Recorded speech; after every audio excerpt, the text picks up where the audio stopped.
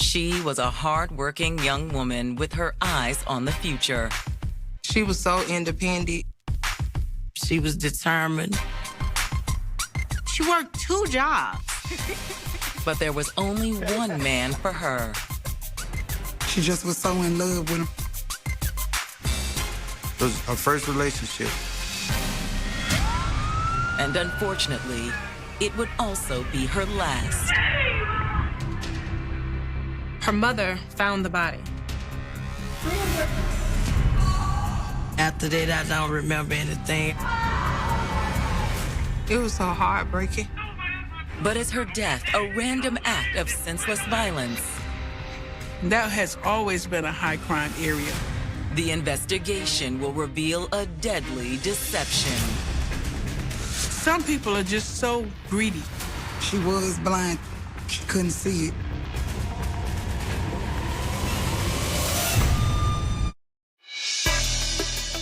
October 15th, 2016.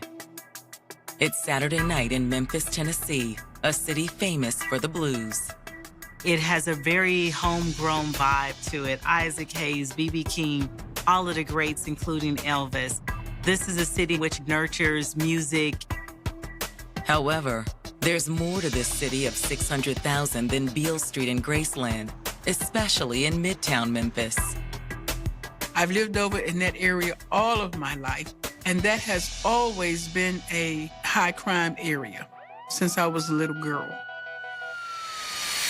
On this fall evening, a troubling sensation comes over Melissa Isaac, who hasn't heard from her daughter, 28-year-old Bria Isaac, for more than 48 hours. She always called me every morning, every evening, just called me all the time.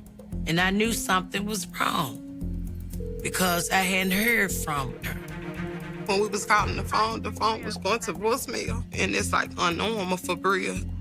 Bria hadn't been into work either. Bria's mom had spoken to the manager at the restaurant where she worked. She said Bria left for lunch on Thursday and never came back. So I then went over to her house. It's around 8 p.m. when Melissa Isaac pulls up outside her daughter's apartment in Midtown. When Bria's mother arrives, she knocks on the door. Bria! And finds it unlocked.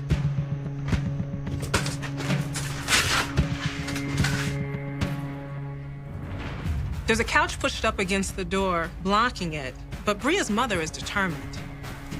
Melissa was able to squeeze in through the door. Bria, are you here?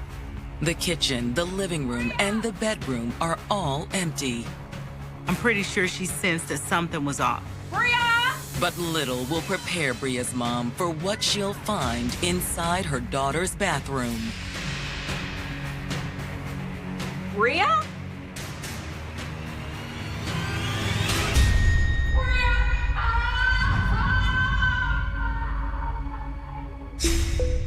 28-year-old Bria Isaac wasn't the type to go looking for trouble.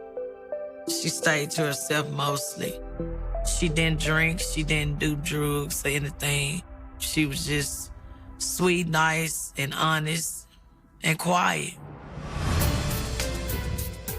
She was like a home person. Even though she was this quiet person, she also had that funny side, but it's around people she's comfortable around. It's just the spirit she brings. Like, when she walks into the room, it brightens up. You know, it just brightens up the day. That's the type of person she was. When she wasn't spending time with her family, Bria was trying to get ahead. Basically, she didn't do anything but work. And she was a very determined hard worker. She would go in on her off days. She was very determined to try to have things in her life. And she wasn't afraid of the responsibility, willing to take on new jobs that when needed, new tasks, and she had goals. She was an independent woman. She didn't look for no handouts. Didn't look for anyone to do anything for her. But for all her independence, Bria was generous, especially with those she loved. She loved taking care of people. She loved helping people. She'll help anybody, give a shirt off her back or anything. Anything she could help you with, she would do it. She loves to give. She made sure that she gave whatever she could to those that she loved. Between work and family, Bria had room in her life for one more person. Her longtime boyfriend, 29-year-old Joshua Fisher. Bria met Joshua in high school. They were both young. They fell in love. He was the only guy that she had been with, and she developed true love for him. Everything was great. They were young and in love. It appeared this is the man that Bria wanted to spend the rest of her life with. For 10 years, the couple dated on and off while Bria continued to work and save, eventually moving out of her mother's house. She ended up getting her own place where she can, get out on her own. She had it over there in Midtown. And she was paying the rent, paying the light bill, and everything. Working 2 jobs. She was independent. She made her own money. Despite her desire to take her relationship with Josh to the next level, Josh wasn't willing to commit. Bria wanted to be loved. She wanted acceptance and she wanted love. That is what she was looking for. I guess she just thought she could change him. Bria's love for Joshua was put to the ultimate test when the couple broke up in 2011. Shortly thereafter, Joshua began a relationship with 29-year-old Keisha Norris. That relationship evolved very quickly, and it really was a heartbreak for Bria, especially when Joshua and Keisha started having children. But Bria couldn't shake her feelings for Joshua. And when Joshua wanted to reunite with Bria in the spring of 2013, she decided she was willing to give their relationship another shot. Joshua and Keisha had children together, and Bria, being the loving, giving person that she is, she even took in their children as her own. She even helped with his kids. She'll go pick the kids up, take them shopping, buy them things on the holidays. Being with Joshua again was everything Bria wanted. While Bria seemed to be on the path to happiness with Joshua, her family would soon be consumed by tragedy.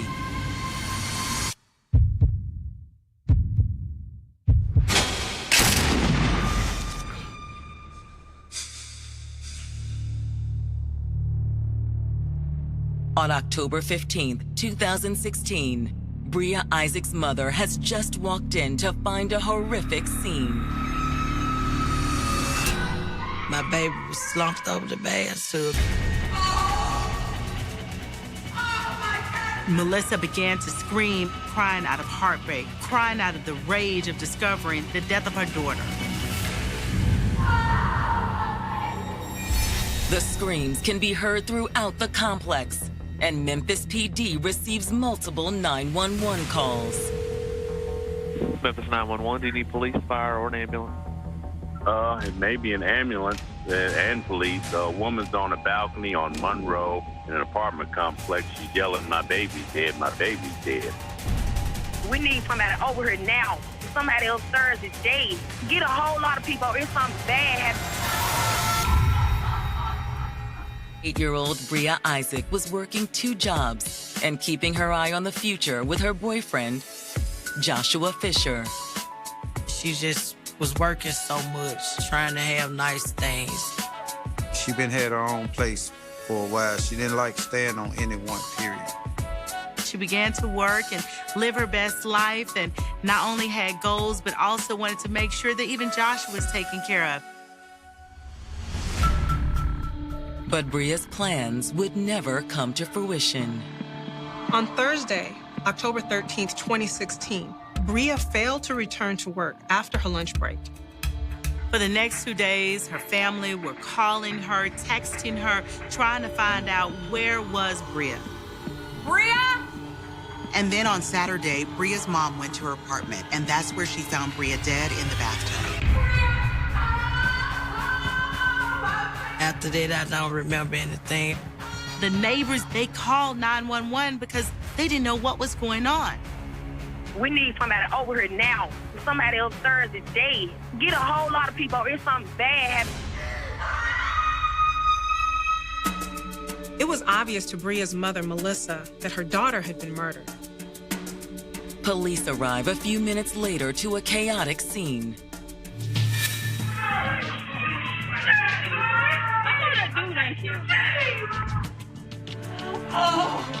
I didn't imagine walking into a situation like that. The rest of Bria's family has arrived, and the police have the difficult task of trying to preserve a crime scene. Where you going? Where you going? Okay. Listen. The family was just inconsolable. They were completely heartbroken. Who found Bria?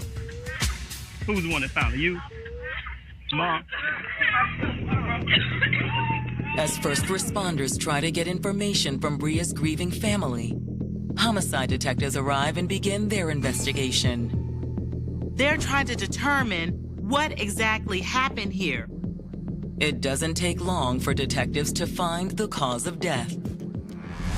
She has an obvious gunshot wound to the chest. There was an awful amount of blood.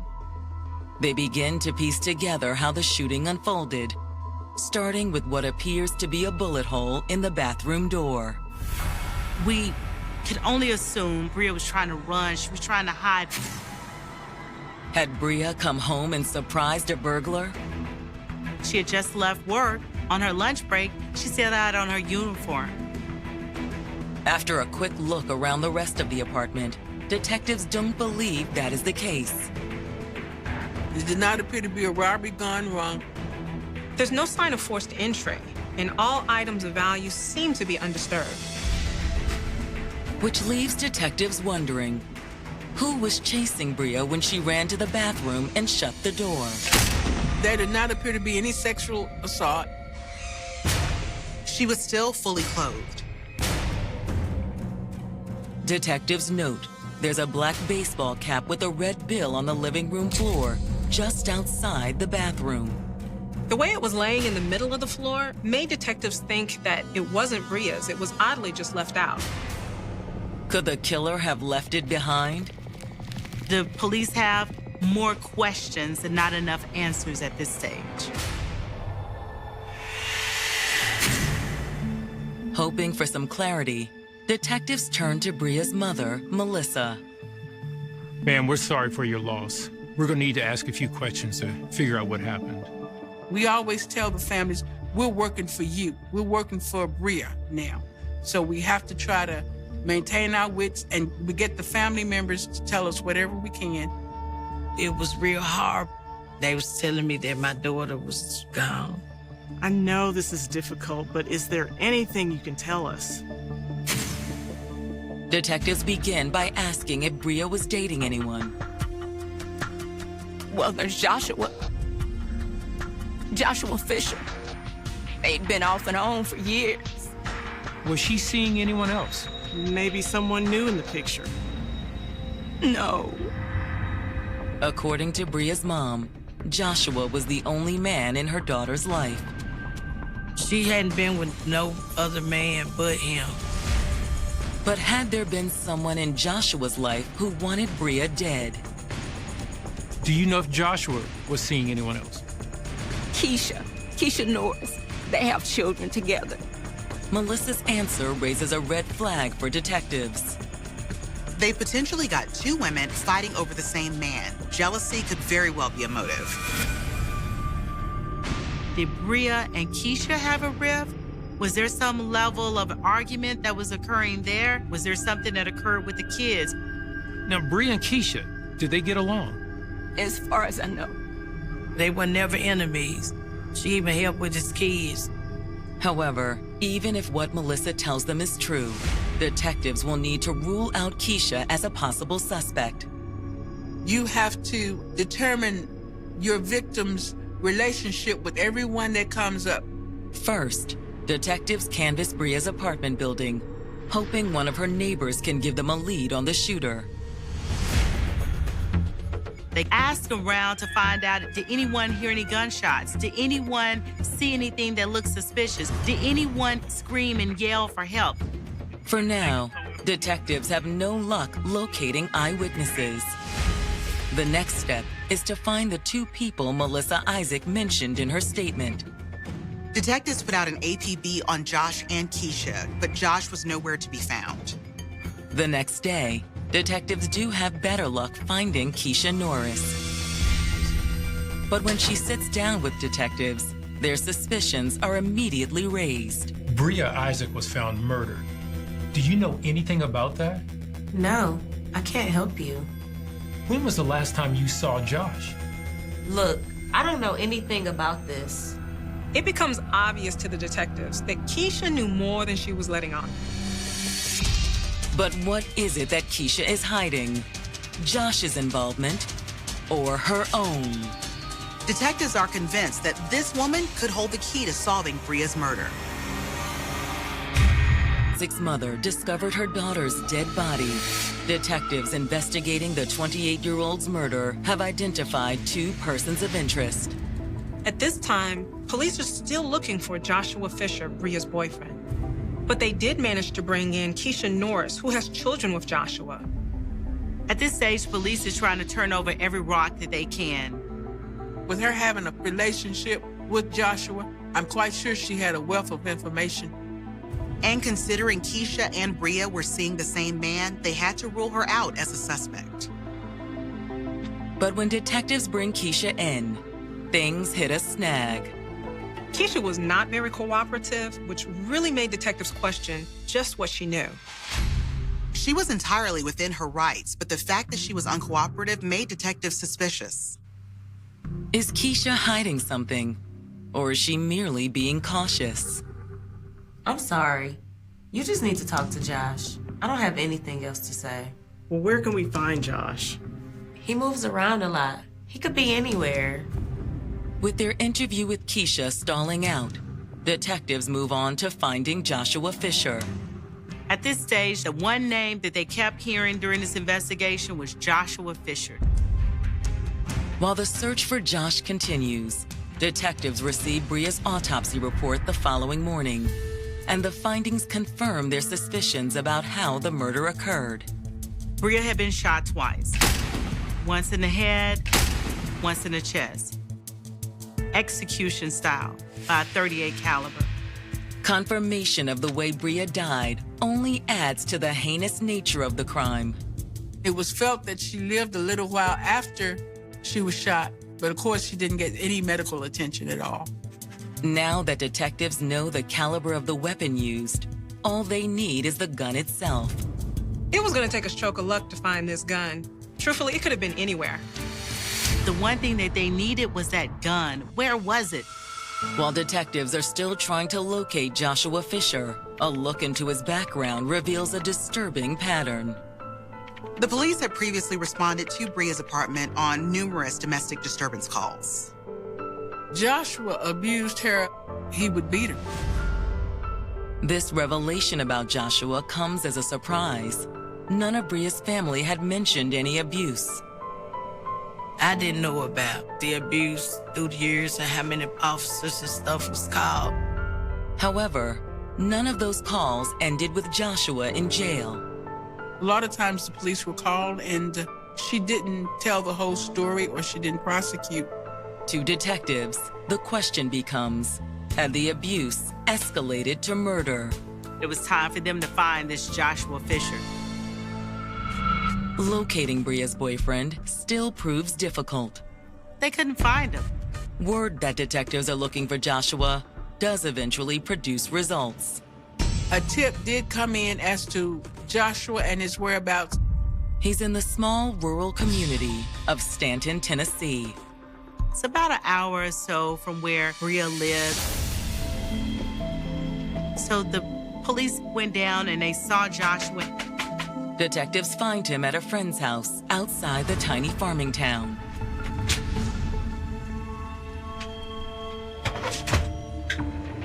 Can I help you guys? Joshua Fisher? Yeah, that's me. We need to talk to you about Bria Isaac. Is there a problem? News of the murder appears to hit Joshua hard. He actually cried and stated that he wasn't aware of it. Despite his emotional reaction, detectives believe Joshua is involved in Bria's murder.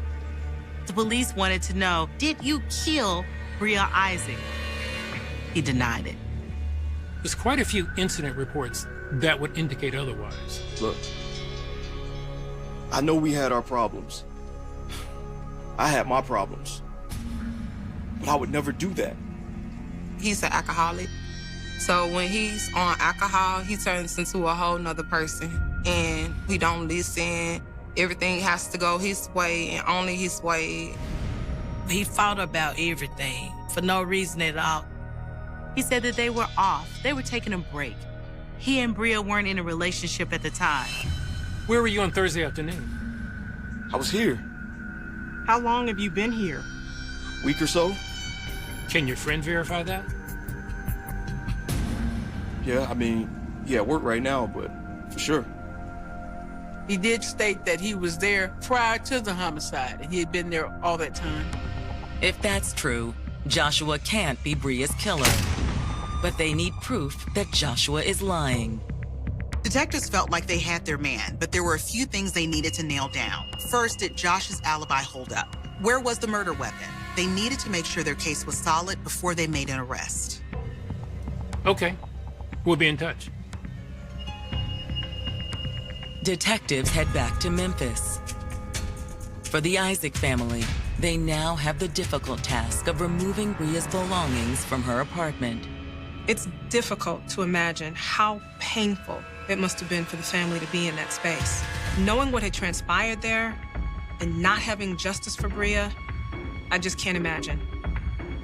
We get over there, me and my niece, Dominique, which is her sister, her boyfriend.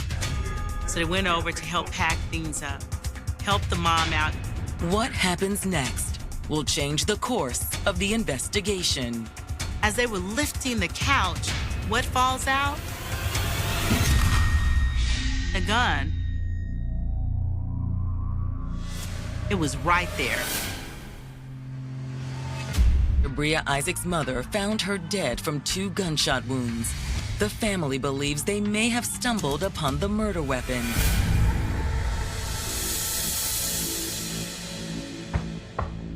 The family was packing up Bria's apartment, moving things out, and when they picked up a couch, a gun fell out.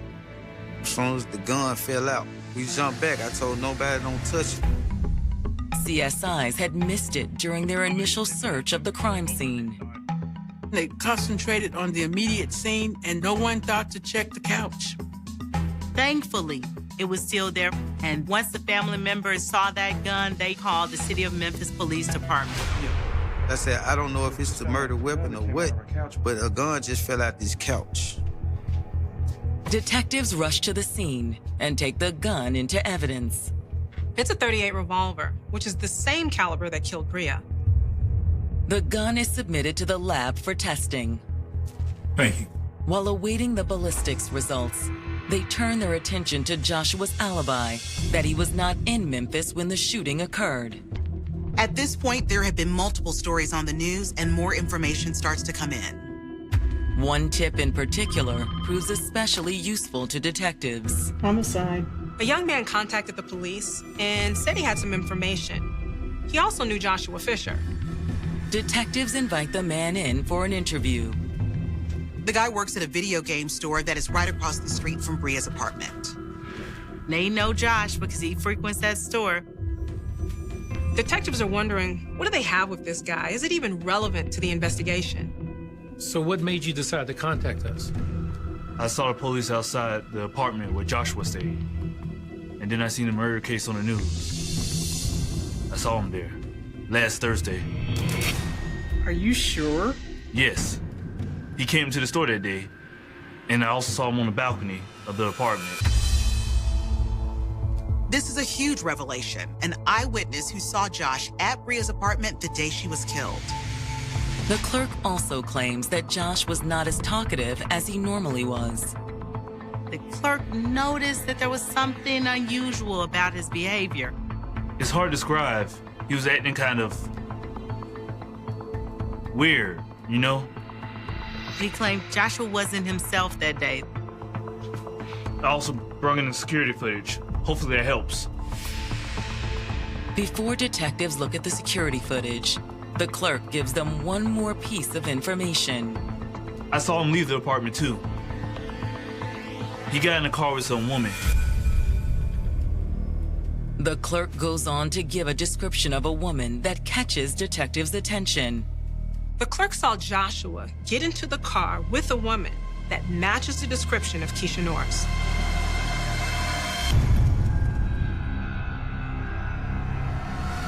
With this information, detectives need to find out why Keisha wasn't more forthcoming when they originally interviewed her.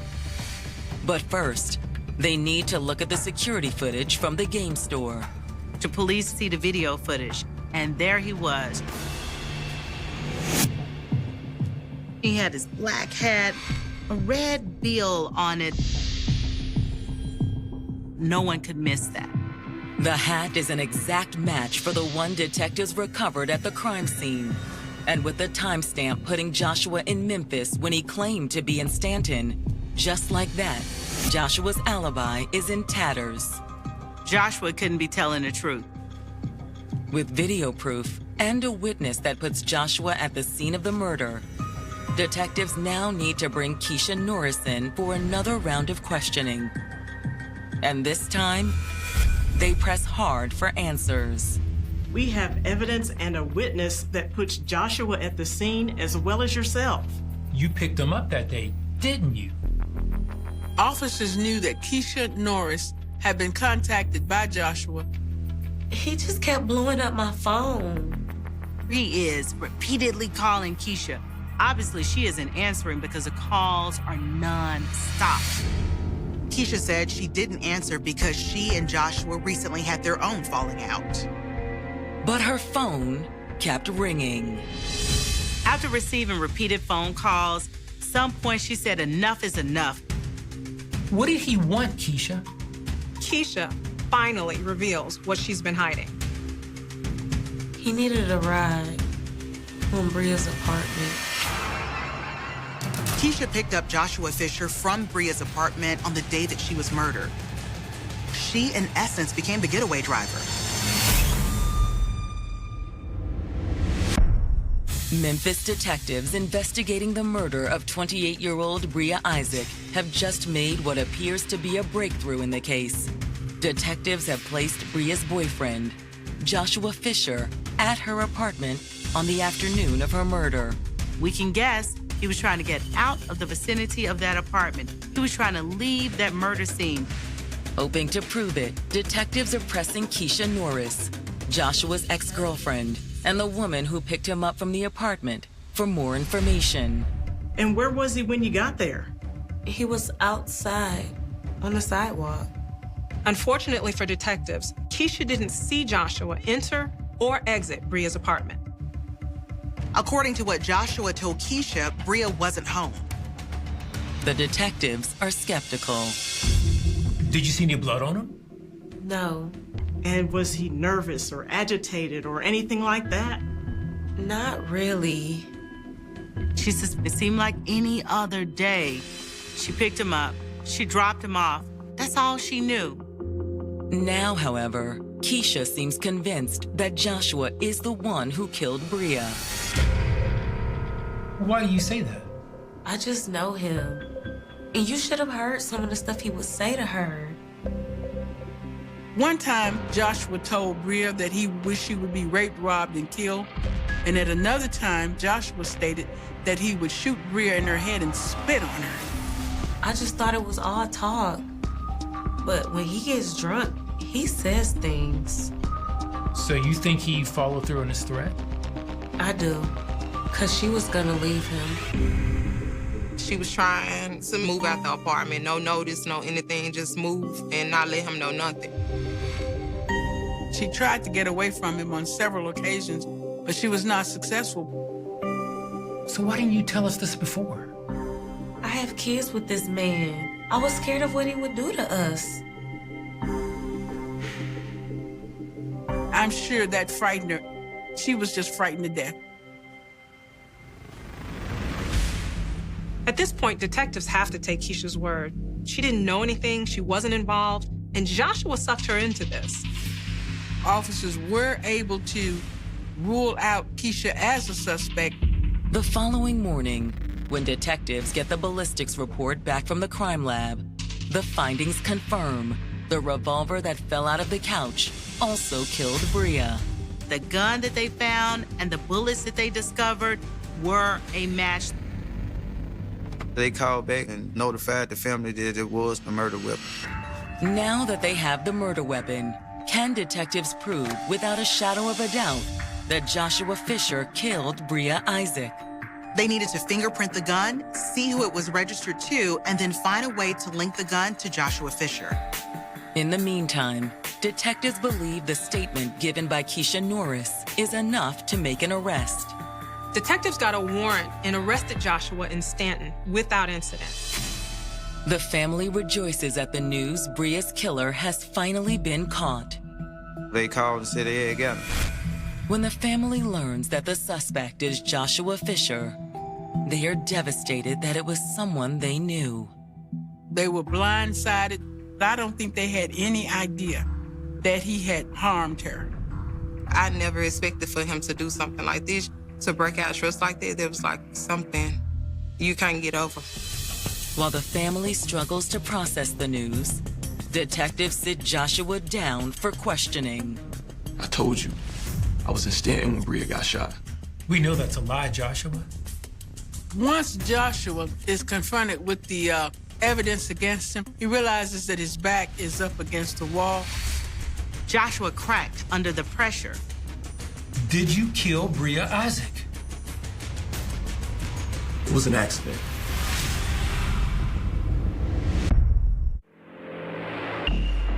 Taken into custody and confronted with the evidence detectives have against him, 29-year-old Joshua Fisher has just admitted to killing his girlfriend, Bria Isaac. We know you killed her. I didn't mean to. It was an accident. An accident? Yeah. What he shared with them was he decided that he was gonna have a firearm. Not only was he gonna carry a firearm, but he was gonna now bring that firearm into the home.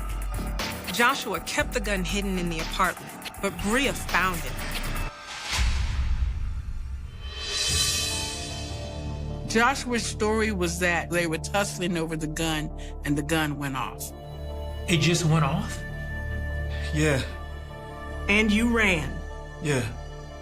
Joshua did not seek any type of medical attention for her, nor did he let anybody know where she was.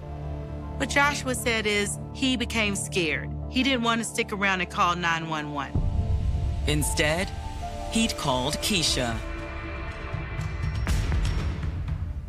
I never meant to kill her. I swear to God. The detectives are skeptical of Joshua's story. And a look back at all the evidence they've gathered so far confirms their suspicions. Joshua had a big problem. The story that he gave had to match the crime scene, and that did not match.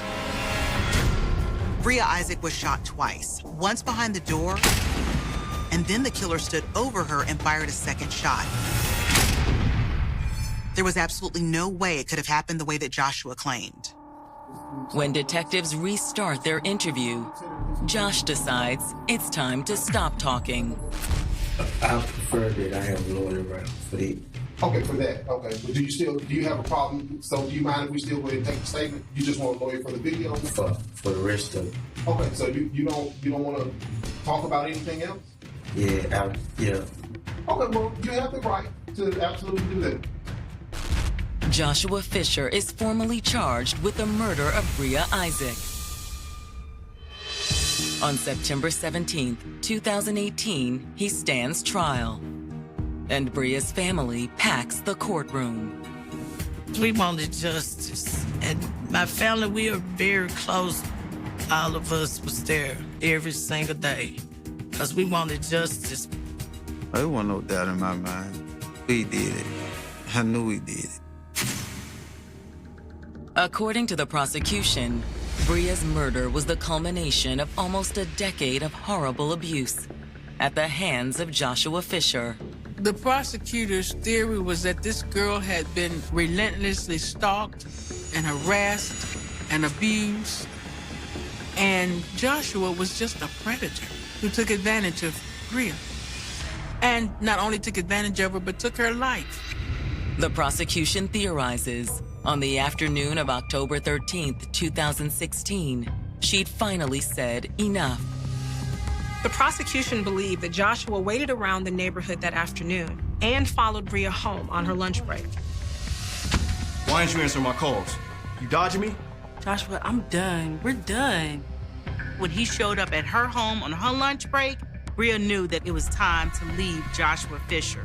She should have been out of that relationship. It was toxic. She knew it. Joshua could not handle rejection, could not handle Bria getting the strength to stand up and finally say that she's not going to take it anymore.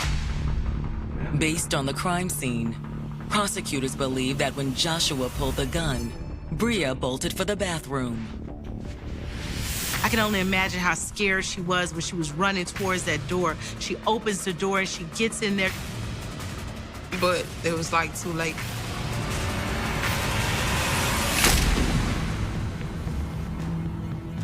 The bullet went through the door. Once Bria was wounded, Joshua walked in and fired once more.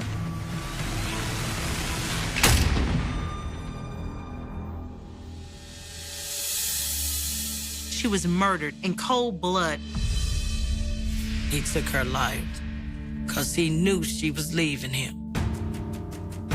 Instead, it had been Joshua who left. He murdered Bria and didn't even have the decency to pick her up off the tub. On his way out, Joshua had stashed the gun, called Keisha, and arranged his escape. It's just shocking to me that Joshua, after killing his girlfriend of 10 years, could be so calm, cool, and collected as though nothing happened. But something had happened, and the prosecutors have proof. There was basically no way Joshua could refute the evidence because there was so much of it against him. Between the hat, the surveillance video, the murder weapon, and Keisha's testimony, it was really overwhelming. Joshua was found guilty, and he did receive a life sentence in prison. He'll never see the light of day again, and her family could finally at least breathe a little bit better knowing that justice had been served. We was all excited for the verdict. Yes, we was. It brought closure. Give him some time to think about what he did and think about was it worth it. She did not deserve that. Bria was a very good person. She was very loved. She knows she was one of the sweetest person that, been called home. She was such a sweet, beautiful person. I never hear her voice or nothing. It's not one day I don't think about my child. However, the family does take some solace in the thought that Bria's story can serve as a warning to others. If you're in an abusive relationship, I don't care if you're young or old, get out of it. If you're scared or what, tell someone. If you can't do it on your own, it's help out here. Don't sit there and let no one continuously beat on you. You're worth more. At 2:17 in the morning, the phone inside the Monroe County Sheriff's Office rang. And nobody who answered it that night could have known that the anonymous voice on the other end would eventually reopen one of Florida's most disturbing cold cases. The caller gave investigators only a name, a date, and a location. Then the line went dead. "Look beneath the old seawall," the voice had said. The answer was there before anyone knew what they were looking for. For 23 years, the disappearance of 29-year-old Claire Bennett had remained a wound that never closed. Her photograph had faded on missing person posters.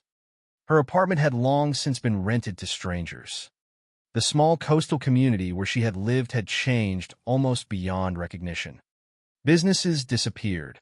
Roads were widened. Houses were demolished. Storms came and went. Hurricanes reshaped the shoreline. Yet one question remained exactly where it had been in 2003. What happened to Claire Bennett after she left work on a humid August evening and never came home? Her car had been discovered the following morning near a deserted stretch of road outside Key Largo. The driver's door was unlocked. Her purse was inside. Her phone was gone. There had been no obvious sign of violence. No witnesses had seen her leave. No reliable surveillance existed. The case slowly became one more unresolved file buried among thousands of others, until an anonymous caller pointed investigators toward the seawall. When detectives arrived, just before sunrise, the tide was retreating. The air smelled of salt and wet concrete. Mangroves moved in the wind. Beneath the gray morning sky, investigators examined the old seawall that had stood there for decades. At first they found nothing. Then a forensic technician noticed a small rectangular depression between two concrete blocks. It looked insignificant, almost meaningless. But when the block was removed, there was a narrow metal container sealed beneath it. Inside was a plastic evidence bag, badly weathered but intact. The bag contained three things: a faded photograph, a motel key, and a handwritten note. The note had only 6 words. She knew who was watching her. The discovery stunned investigators because Claire's original case file contained no reference to a seawall, no motel key, and no photograph matching the one recovered that morning. The photograph showed Claire standing beside a dark blue pickup truck. A man stood several feet behind her. His face was partially obscured by shadow. The date printed on the back was August 14th, 2003, one day before Claire disappeared. The motel key carried the number 17. Investigators traced it to a small motel that had been demolished years earlier. But the old registration records had survived. Room 17 had been rented on August 14th under a name investigators recognized immediately: Daniel Mercer. Mercer had been interviewed twice in 2003. He had told detectives he barely knew Claire. He claimed they had met only once at a local restaurant. Yet the photograph suggested something very different. Investigators enlarged the image. Claire appeared to be looking directly at the camera. She was smiling, but the expression seemed forced. Behind her, Mercer stood beside the blue truck.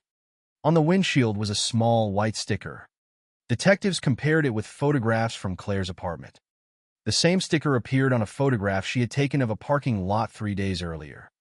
Someone had been following her. That changed the entire direction of the investigation. In 2003, detectives had believed Claire's disappearance might have been spontaneous. Perhaps she had left voluntarily.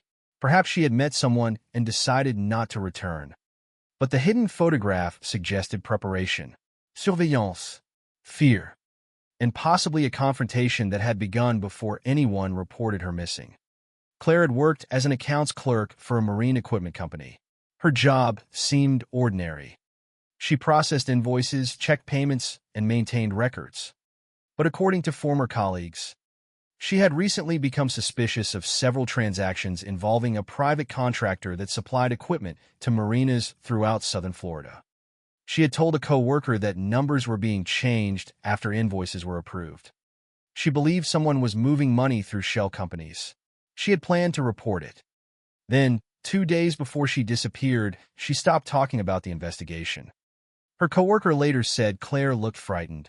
At the time, nobody understood why. Now detectives wondered whether she had discovered something much larger.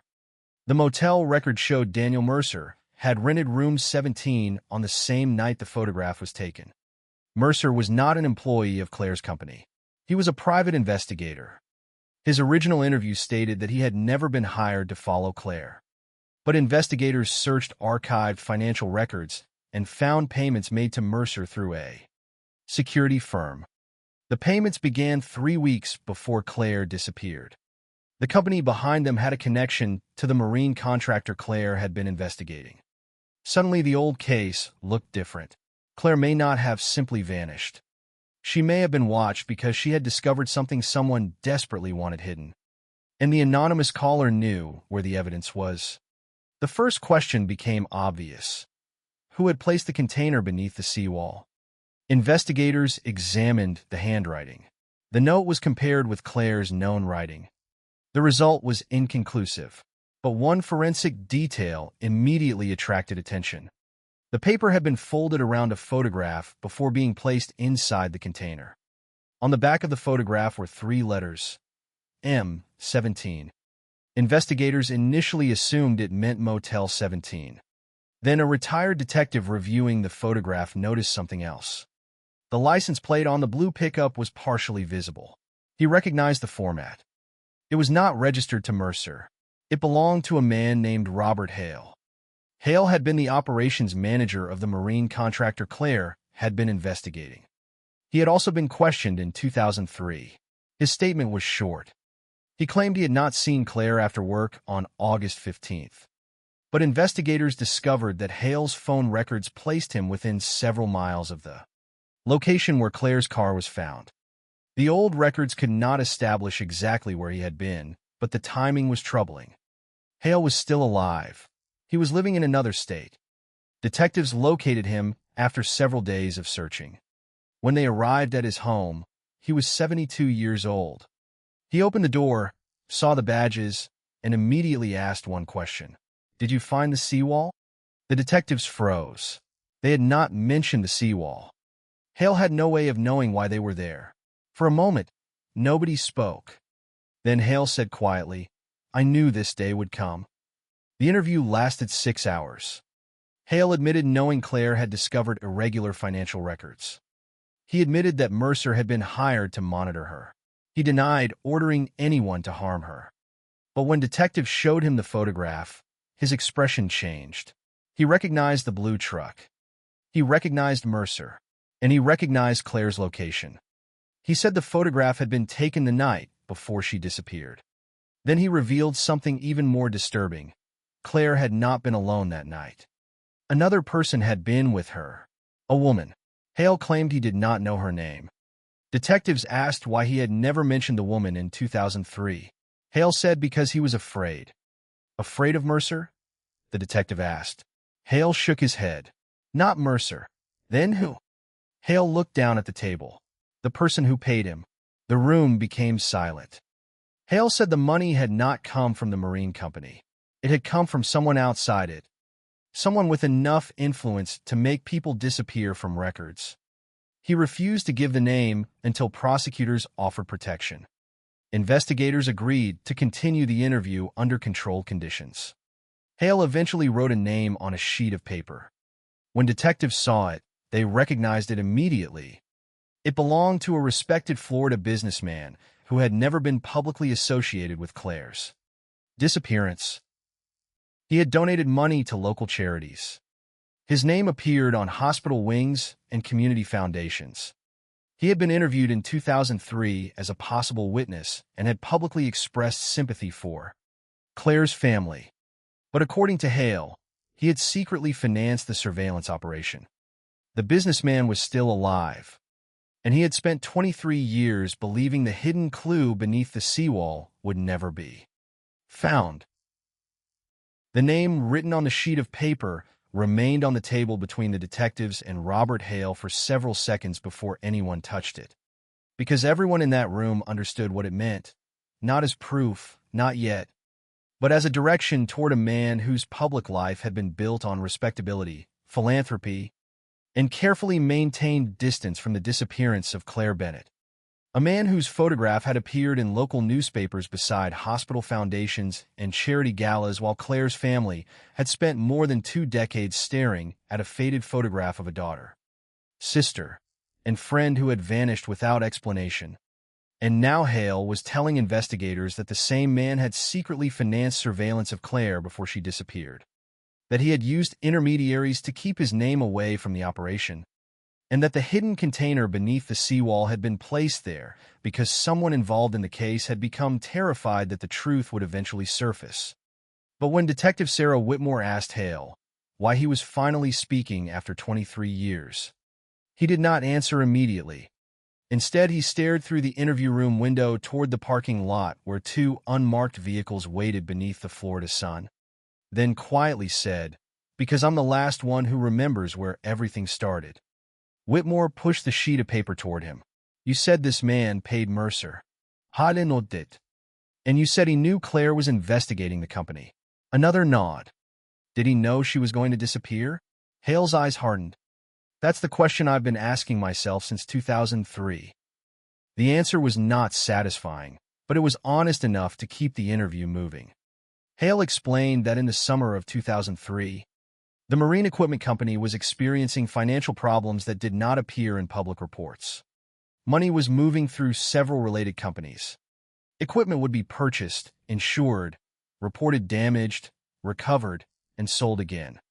On paper, each transaction looked separate. In reality, the same small group of people controlled much of the process. Claire had not discovered the entire operation at once. She had discovered it one invoice at a time. A payment here, a duplicate serial number there, a shipment that appeared to have been delivered twice, a damaged engine that somehow appeared for sale 3 months later. Claire was not a detective. She was not trained in forensic accounting, but she was methodical. She kept copies. She wrote down names. She compared dates. She noticed patterns that other people ignored. Hale admitted that the company first became aware of her questions in late July. At first, management assumed she would lose interest. Then Claire began asking about a particular series of transactions involving a subsidiary registered under a name that sounded unrelated to the marine business. That subsidiary had no visible employees, no physical warehouse, and almost no public activity. Yet millions of dollars had passed through its accounts. Claire had found the connection because one invoice contained the same unusual reference number as another document. The reference number led her to a vendor. The vendor led her to a shipping company. The shipping company led her back to the same people. By early August, Claire had built a private spreadsheet. Hale said that spreadsheet frightened the people who saw it. How much did she know? Whitmore asked. Enough to make them nervous. Who was nervous? Hade hesitated. Everyone. Whitmore wanted names. Hale provided them one by one, explaining the roles he remembered. Daniel Mercer had been hired as a private investigator. Robert Hale himself had handled operations. Several employees had unknowingly participated in transactions they did not understand. A local security contractor had provided vehicle information, and the wealthy businessman whose name appeared on the paper had supplied money through an intermediary. The businessman, according to Hale, did not want his name connected to the company. He had investments in several businesses that depended on the same financial network. Claire's spreadsheet could expose more than insurance fraud. It could expose tax violations, kickbacks, falsified records, and payments to people who were never supposed to receive them. Why would he care about one clerk? Whitmore asked. Hale looked directly at her. Because she wasn't just a clerk anymore. Claire had become a threat. The phrase sounded dramatic, but Hale insisted it was exactly how people had spoken about her. She had started asking questions that could not be answered without revealing other questions. And then, on August 14th, Claire disappeared. Hale said the night before she vanished, Mercer was instructed to follow her. The photograph beneath the seawall had been taken during that surveillance. Claire was aware of the vehicle behind her. She may even have known Mercer was watching. But the most important detail was the woman standing beside her. Hale finally identified her as Laura Jensen, an attorney who had briefly represented one of the marine company's former employees. Laura had met Claire several times in the weeks before the disappearance. According to Hale, Claire had contacted her because she wanted legal advice about the records she had discovered. Laura had agreed to help, but she had been cautious. She knew the company had powerful connections. On August 14th, Claire met Laura at a cafe. Mercer photographed them from across the street. That explained the photograph. Claire had not been meeting a stranger. She had been seeking help. Whitmore asked what happened after the meeting. Hale said Laura gave Claire a warning. She told Claire not to trust anyone inside the company. Did Claire listen? She asked Laura if there was somewhere safe to keep the records. Laura suggested making copies and distributing them. Claire agreed. That was the moment the investigation changed. Claire's evidence would no longer exist in one place. The people trying to silence her could destroy her original documents, but copies could survive. Hale said the wealthy businessman learned that Claire had contacted Laura. That was when the surveillance intensified. Mercer began tracking Claire's movements. A second vehicle appeared outside her apartment. Someone entered her workplace after hours. Claire noticed. She told a colleague she believed someone had been inside her desk. But she did not call police. She was worried that the wrong person would receive the report. Whitmore asked why. Hale answered with a sentence that made the room colder. Because someone at the sheriff's office was already asking questions about her. The implication was enormous. If Claire had suspected law enforcement was compromised, her fear had been rational. Hale said there was a deputy who occasionally provided information to the people watching her. He refused to give the name until Whitmore showed him the original 2003 patrol records. After examining them, he pointed to one officer. The same name appeared in the old records connected to Claire's abandoned car. Deputy Raymond Keller. Hale said Keller was not the mastermind. He was a messenger. He would provide information about where Claire had been seen and when investigators were moving. In exchange, he received cash. Whitmore asked whether Keller knew Claire would be killed. Hale shook his head. I don't think he did. Then who did? Hale stared at the table. Mercer knew. How do you know? Because he told me. Hale described the meeting on August 15th. Claire had left work shortly after 6 in the evening. She drove south. Mercer followed. Hale said he was not physically present at the beginning. He had been instructed to wait. The plan, as Hale understood it, was to confront Claire and recover her documents. Nothing more. But Claire had already mailed one package to Laura's attorney. She had also hidden another copy. Mercer knew about the first. He did not know about the second. That was why the people involved were desperate to find the missing box. The hidden container beneath the seawall might have been that second copy. But the contents recovered from it contained only a photograph, a motel key, and the handwritten note. The actual documents were gone. Someone had removed them before the container was discovered. Whitmore asked Hale whether he knew where they were. He said no. Then why was the container there? Because someone wanted insurance. Insurance against what? Hale looked at her. Against being betrayed. The detectives exchanged glances. Hale explained that the people involved did not trust one another. Each person knew enough to destroy the others. The container was a dead man switch arrangement. If someone was arrested or threatened, evidence could be released. The note had been a warning. The person who buried it wanted the others to know that the truth existed somewhere outside there. Control. But if that was true, why had the container remained hidden for 23 years? Hale did not know. He believed the person who buried it had died or disappeared. Whitmore asked whether the businessman knew about it. Hale said he believed he did. That was the first direct connection between the hidden clue and the man whose name had just entered. The investigation. Prosecutors began reviewing everything they could find about the businessman. His name was Michael Rourke. In 2003, he had been one of the most influential private investors in southern Florida. He owned properties, invested in transportation companies, and sat on the boards of several charitable organizations. His public reputation was spotless. He had never been arrested. He had never been accused of financial misconduct. He had appeared on television after Claire disappeared and offered condolences to her family. He had even contributed money toward a search fund. That detail now looked different. Investigators discovered that the donation had been routed through a foundation controlled by one of Rourke's companies. The same foundation had quietly paid Mercer several months earlier. Rourke had not simply been generous. He had financial relationships with people connected to the surveillance operation. Detectives obtained court authorization to examine historical corporate records. The documents revealed layers of ownership. A security company had been partially owned by a holding company. The holding company had been linked to another corporation. That corporation had received investment from Rourke's family office. No document said pay Mercer to follow Claire. But money had moved through enough layers to make the connection impossible to ignore. Then investigators found a more direct link. A payment of $18,500 had been made to a consulting company 3 days before Claire disappeared. The company existed only on paper. Its registered agent was a lawyer who had worked for Rourke.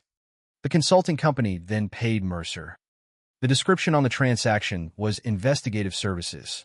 Whitmore looked at the date. August 12th, 3 days before Claire disappeared. The payment had been authorized by an executive assistant working directly for Rourke. The assistant had died in 2015, but investigators located her old employment files. A handwritten instruction from Rourke's office said, "Continue observation until matter is resolved." The phrase matter had no name attached, but the surrounding documents made the meaning clear. Prosecutors now had a possible financial trail connecting Rourke to Mercer. Still, there was a problem. Rourke's attorney argued that Mercer had been hired for legitimate corporate security work. Claire was not explicitly named. There was no written order for violence. No document directly stated that Rourke wanted Claire killed. The case remained circumstantial. But cold cases are often built from pieces that become powerful when they align. The hidden photograph showed Mercer watching Claire. The motel key placed him near her. The financial records showed Rourke's money reached Mercer. Hale described the surveillance. Laura Jensen's name appeared in Claire's records. And the timeline placed Rourke's financial activity immediately before Claire's disappearance. Investigators needed to locate Laura. She had disappeared from public records after 2003. Her law practice had closed. Her home had been sold. Her family believed she had moved overseas. But investigators eventually found an address in Oregon. Laura Jensen was alive. She was 68 years old. When Whitmore contacted her, Laura refused to speak on the phone. She asked for proof that the investigation was legitimate. After prosecutors sent official documentation, she agreed to meet. The interview took place in a quiet office. Laura brought a folder with her. She placed it on the table, but did not open it. "I wondered when someone would finally ask," she said. Whitmore showed her the photograph from beneath the seawall. Laura immediately recognized Claire. She also recognized Mercer. "He followed us that night," Laura said. "I knew it."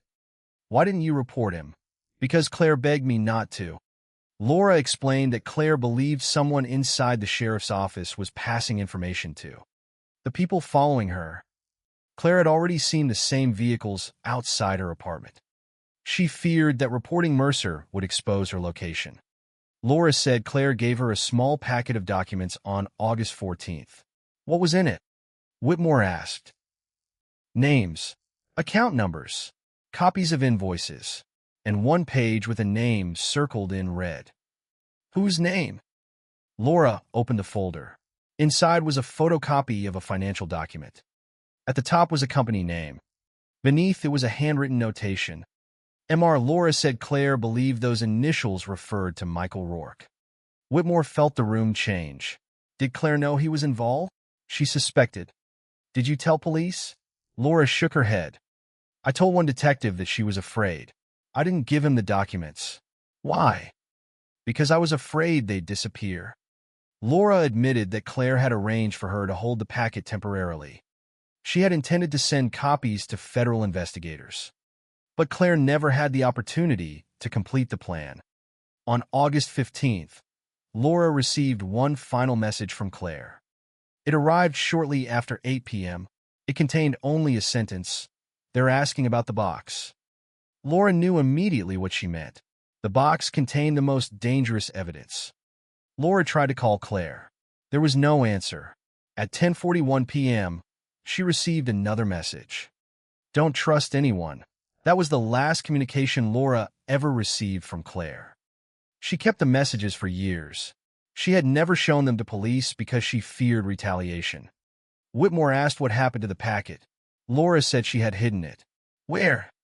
Somewhere no one would search. Then she handed over another envelope. Inside were copies of documents Claire had given her in 2003. The missing evidence had survived. Investigators photographed every page. One document contained a list of payments. Another contained vehicle identification numbers. A third showed money flowing from a company controlled by Rourke to a security contractor connected to Mercer. And the final page contained a handwritten note in Claire's writing. If anything happens to me, follow the money. That sentence became the unofficial command of the reopened investigation. Prosecutors began tracing every payment. The financial network extended farther than expected. Money moved through Florida, Georgia, Texas, and offshore accounts. Some transfers involved legitimate businesses. Others appeared designed to obscure ownership. But one recurring feature stood out. Whenever Claire's name appeared in internal correspondence, payments moved within days. Someone was reacting to her investigation. Someone was monitoring what she knew. The deeper detectives went, the more they realized Claire had not been randomly targeted. She had been watched because she was close to discovering something that could affect powerful people. But one mystery remained. Why had her body never been found? Hale claimed he did not know. Laura knew nothing. Mercer was dead. Rourke denied involvement. The investigators returned to the night Claire disappeared. Her car had been found the next morning near an isolated road. If she had been transported somewhere, someone had needed a vehicle. Hale identified the blue pickup in the photograph as belonging to him at the time, but he insisted Mercer had borrowed it without permission. That created another contradiction. The pickup had been seen near Claire. Mercer had been using it. Hale had lied about it during the original investigation. Why? Because I was told to, he admitted. By whom? Hale closed his eyes. Rourke. Whitmore leaned forward. When? The morning after. What did he say? Hale's voice dropped. He said, if they ask about the truck, you never lent it to anyone. That statement could become devastating if corroborated. Investigators searched Hale's old phone records. Nothing survived. But a former employee remembered seeing Rourke at Hale's office on the morning of August 16th. She had never mentioned it because she assumed it was business. Now she remembered Rourke arriving before sunrise. She remembered Hale looking terrified. She remembered Rourke leaving with a small black case. The case was never found. Prosecutors now believe that case might have contained the original documents. They searched historical property records and found that Rourke owned a vacation property near the coast in 2003. The property had a seawall, the same seawall referenced by the anonymous caller. Investigators examined old photographs of the property. The structure had been renovated in 2008. One section had been rebuilt. The current owner allowed investigators to inspect the area. Beneath the new concrete, they found nothing, but the original construction records showed that in 2004, Rourke had paid for a private excavation near the seawall. The work had been described as drainage repair. No permit was required for the small project. But the contractor who performed it was still alive. He remembered removing an old metal box from the ground. He said Rourke personally instructed him to destroy it. The contractor assumed it contained private documents. He threw the box into a dumpster. He did not remember seeing what was inside. That meant the hidden container beneath the seawall had not necessarily been placed there by Claire or her allies. It could have been placed by someone trying to preserve evidence and later moved. The timeline became complicated. The container recovered in the present might have been hidden after the original box was destroyed. Someone had recreated the evidence trail. Someone wanted investigators to look at the past. The anonymous caller knew the location. But who was the caller? Investigators examined the phone records.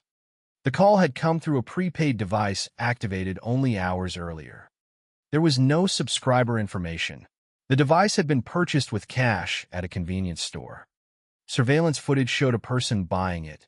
The image was blurry, but the person wore a baseball cap and dark jacket. Investigators enhanced the footage.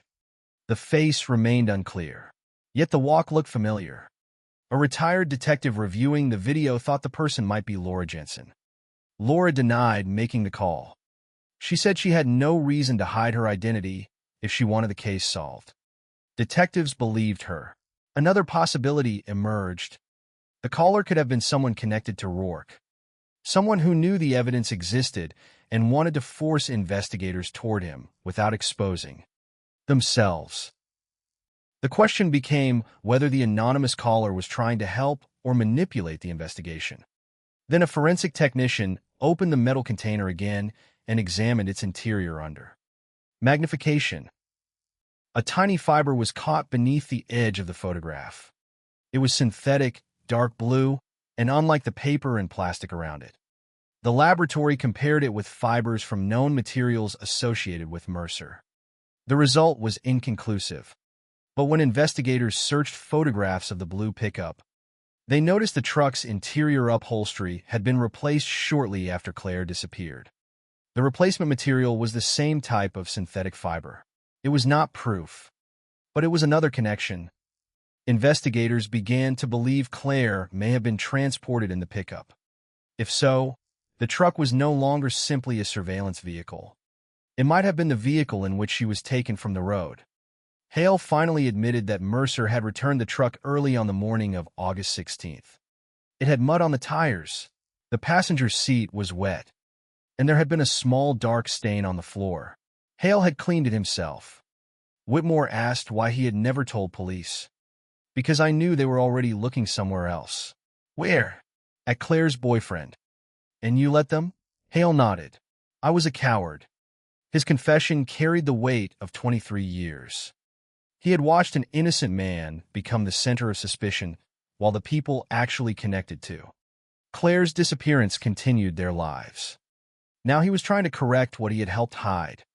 But one final detail from Hale changed the timeline yet again. He said Claire had been alive when she was taken from the road.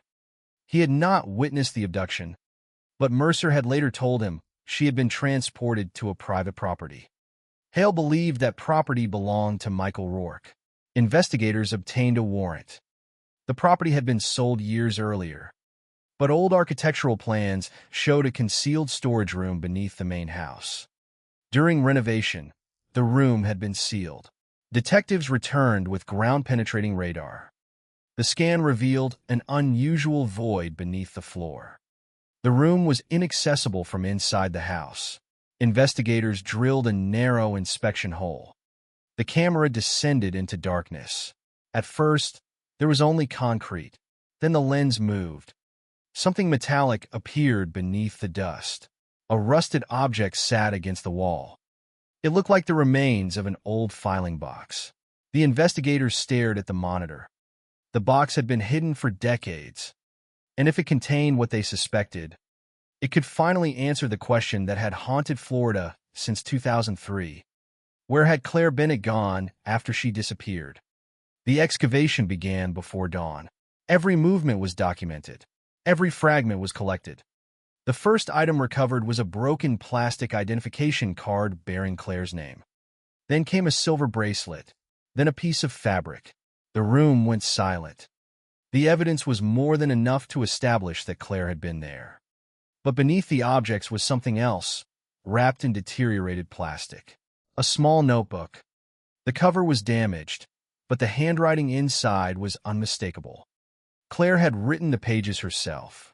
The final entry was dated August 15, 2003. It contained only one sentence. If they take me, the person who betrayed me is not the person everyone thinks. And beneath that sentence was a name Claire had circled 3 times. The name was not Michael Rourke. It was not Daniel Mercer. It was not Robert Hale. It was someone whose role in the investigation had never been questioned, someone who had spent 23 years appearing to help Claire's family search for answers, someone who had publicly demanded justice while privately carrying a secret that could destroy the entire case.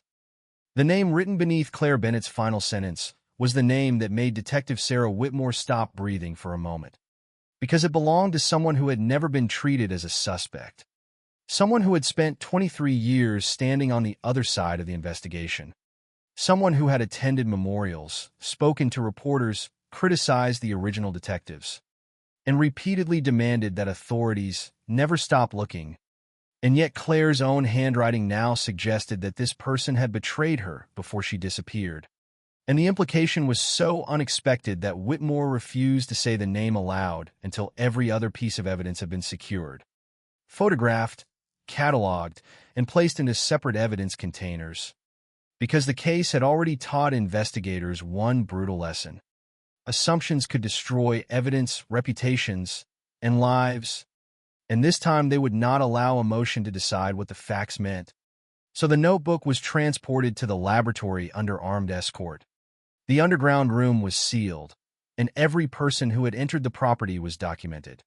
While outside, under the pale Florida sunrise, investigators stood behind yellow tape and watched the old house as if it had suddenly become a witness capable of speaking.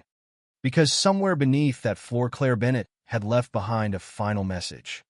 And the person she accused had spent decades convincing everyone that Claire's disappearance was an unsolved tragedy rather than a crime that had been deliberately concealed. The laboratory examination began immediately. The notebook had survived in extraordinary condition because it had been wrapped in several layers of plastic and then placed inside the metal filing box.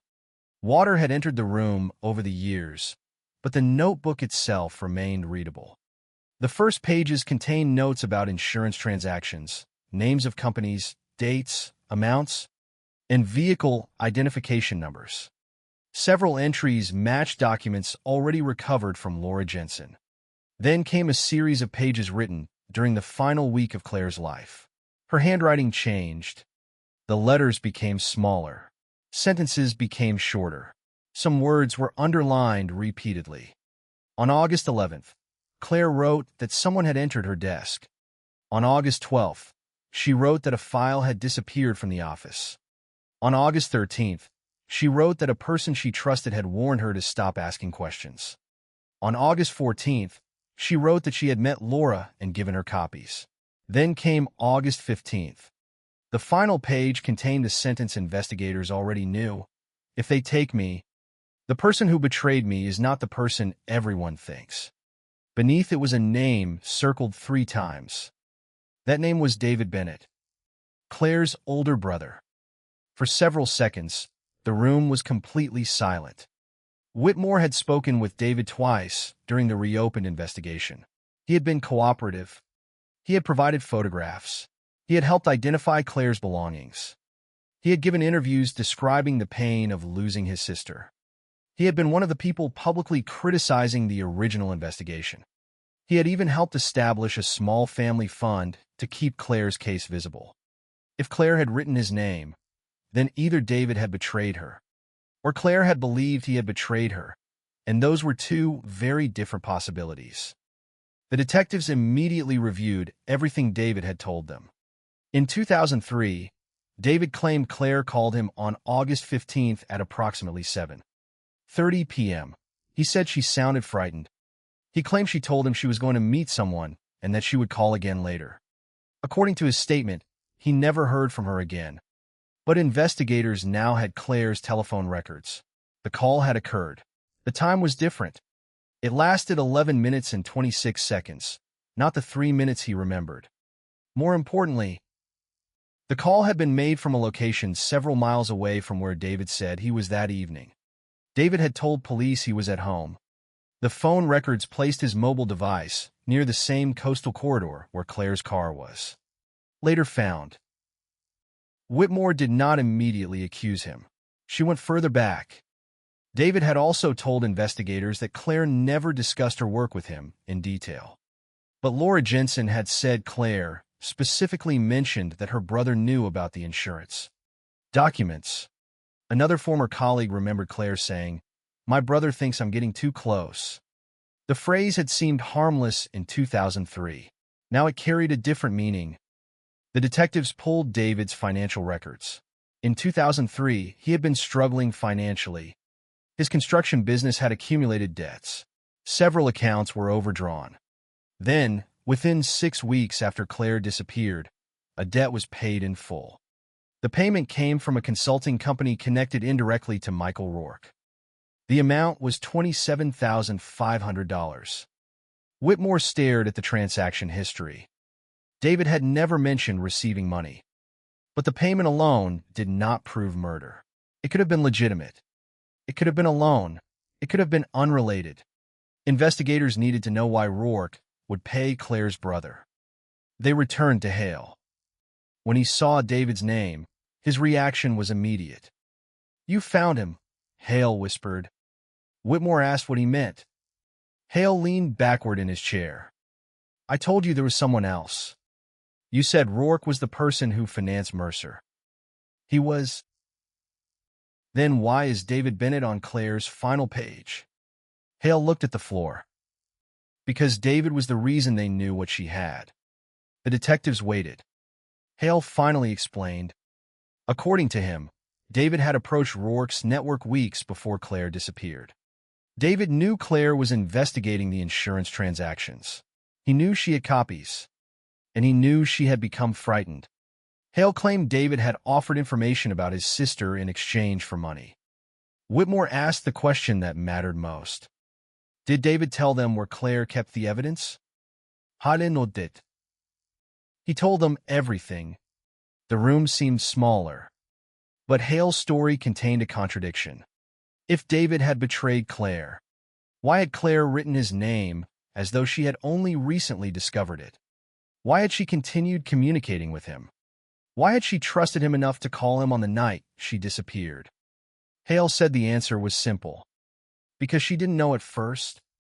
According to Hale, David had initially convinced Claire that he was helping her. He asked what she had discovered. He offered to speak with an attorney. He told her that powerful people were involved and that she needed protection. Claire trusted him because he was her brother. That trust allowed him to learn where she stored copies. But David had not told Rourke everything. He had kept one detail secret. Claire had given a copy to Laura, and she had hidden another. That was why the people involved continued searching after Claire disappeared. They had found some evidence. They had not found all of it. The underground room appeared to contain part of that missing trail. Yet the notebook raised another question. Why had it been hidden inside a property associated with Rourke? Investigators returned to the construction records. The house had belonged to Rourke in 2003. The underground room was not listed on the original plans. It had been built decades earlier, possibly as a storm shelter. Rourke had purchased the property in 1999. According to Hale, the room was one of the places where sensitive documents were occasionally stored. That meant Claire may have been brought there. But why? And what happened after she arrived? Forensic technicians examined the fabric recovered from the room. One piece contained degraded biological material. Modern DNA testing produced a partial profile. The sample was too damaged to provide a complete identification, but analysts determined it was consistent with Claire's maternal line. That did not prove the fabric belonged to her. But the bracelet did. Claire's family identified it immediately. Her mother had given it to her for her 25th birthday. The bracelet had never been recovered in 2003. Now it was beneath Rourke's former property. The investigators had physical evidence connecting Claire to the room. Then they found something more disturbing. On the underside of the filing box was a handwritten number. The same number as the motel key. At first, investigators believed room 17 and the underground room were connected. They were. But not in the way anyone expected. The motel ledger showed that Daniel Mercer had rented room 17 on August 14th. The property had been owned by a company controlled by one of Rourke's business associates. Room 17 was not simply a motel room. It had been used as a meeting location for private investigators and corporate contractors. Laura Jensen had met Claire there. Mercer had watched them. And someone else had entered the room that night. The motel's surviving guest log contained a second name. David Bennett. He had checked in approximately 40 minutes after Claire and Laura left. David had denied ever meeting Mercer. The evidence said otherwise. Investigators found a photograph from the motel lobby. The image was grainy, but the timestamp was clear. David walked through the lobby at 9:12 p.m. He carried a dark leather briefcase. The same type of briefcase appeared in a photograph taken outside Rourke's office 2 days later. The possibility that David had been working with the people watching Claire became increasingly difficult to ignore. But then the investigators noticed something that complicated everything. The handwriting on the motel registration form did not match David's known handwriting. Someone had signed his name. Someone wanted the record to point toward him. Whitmore immediately reconsidered the theory. Perhaps Claire's final accusation did not mean David was the person who betrayed her. Perhaps Claire had discovered that someone had impersonated him. Perhaps the entire trail had been constructed to make investigators suspect Claire's brother. The case had become a maze. Every answer created another question. Investigators interviewed David again. This time, they did not tell him about the notebook. They asked about August 14th. David said he had not been at the motel. They showed him the photograph. His face went pale. "That isn't me," he said. "It looks like you." "It isn't." "Then who is it?" David stared at the photograph for nearly 30 seconds. Finally, he whispered, "My brother-in-law." The name meant nothing to Whitmore. David explained that his wife's brother, Stephen Cross, had worked as a security consultant in 2003. He had occasionally resembled David from a distance. But Stephen had never been mentioned in the original investigation because he had died in a boating accident in 2007. Investigators obtained photographs. The man in the motel photograph was not David. It was Stephen. That discovery shattered the simplest theory. Someone had deliberately used David's identity. But why? Stephen had worked for a security company connected to Mercer. His employment records showed that he had been assigned to Rourke's properties. He had also been present at the motel on August 14th. Investigators searched his surviving files. They found a handwritten note. Bennett family. Monitor brother. The brother was David. Suddenly, Claire's final notebook entry took on a different meaning. She may have believed David betrayed her because she discovered someone was using his identity. But there was another possibility. David really had betrayed her, and Stephen had simply helped cover his movements. The detectives needed a direct answer. They searched David's old construction office. The building had been abandoned for years, but the new owner allowed investigators access. In a locked cabinet, they found a folder containing copies of Claire's insurance documents. David had claimed never to possess them. Inside the folder was a handwritten note. Rourke wants originals. The handwriting was David's. There was no longer any doubt that David had been involved somehow. But involvement was not the same as murder. Whitmore confronted him. David finally broke. He admitted he had taken copies of Claire's documents. He admitted he had spoken with Rourke. He admitted receiving money. But he denied knowing that Claire would be harmed. "I thought they wanted the files," he said. Whitmore asked why he lied for 23 years. David began to cry. "Because after she disappeared, they told me if I talked, Mom would be next." That statement stopped the interrogation. "Who told you?" David gave them a name. Stephen Cross. But Stephen was dead. Whitmore asked whether Rourke knew. David said yes. Then he added something that changed the case again. Stephen wasn't working for Rourke alone. Who else? David looked at her. Someone in the sheriff's office. The detectives returned to the old records. The name of Raymond Keller appeared again. But Keller was dead.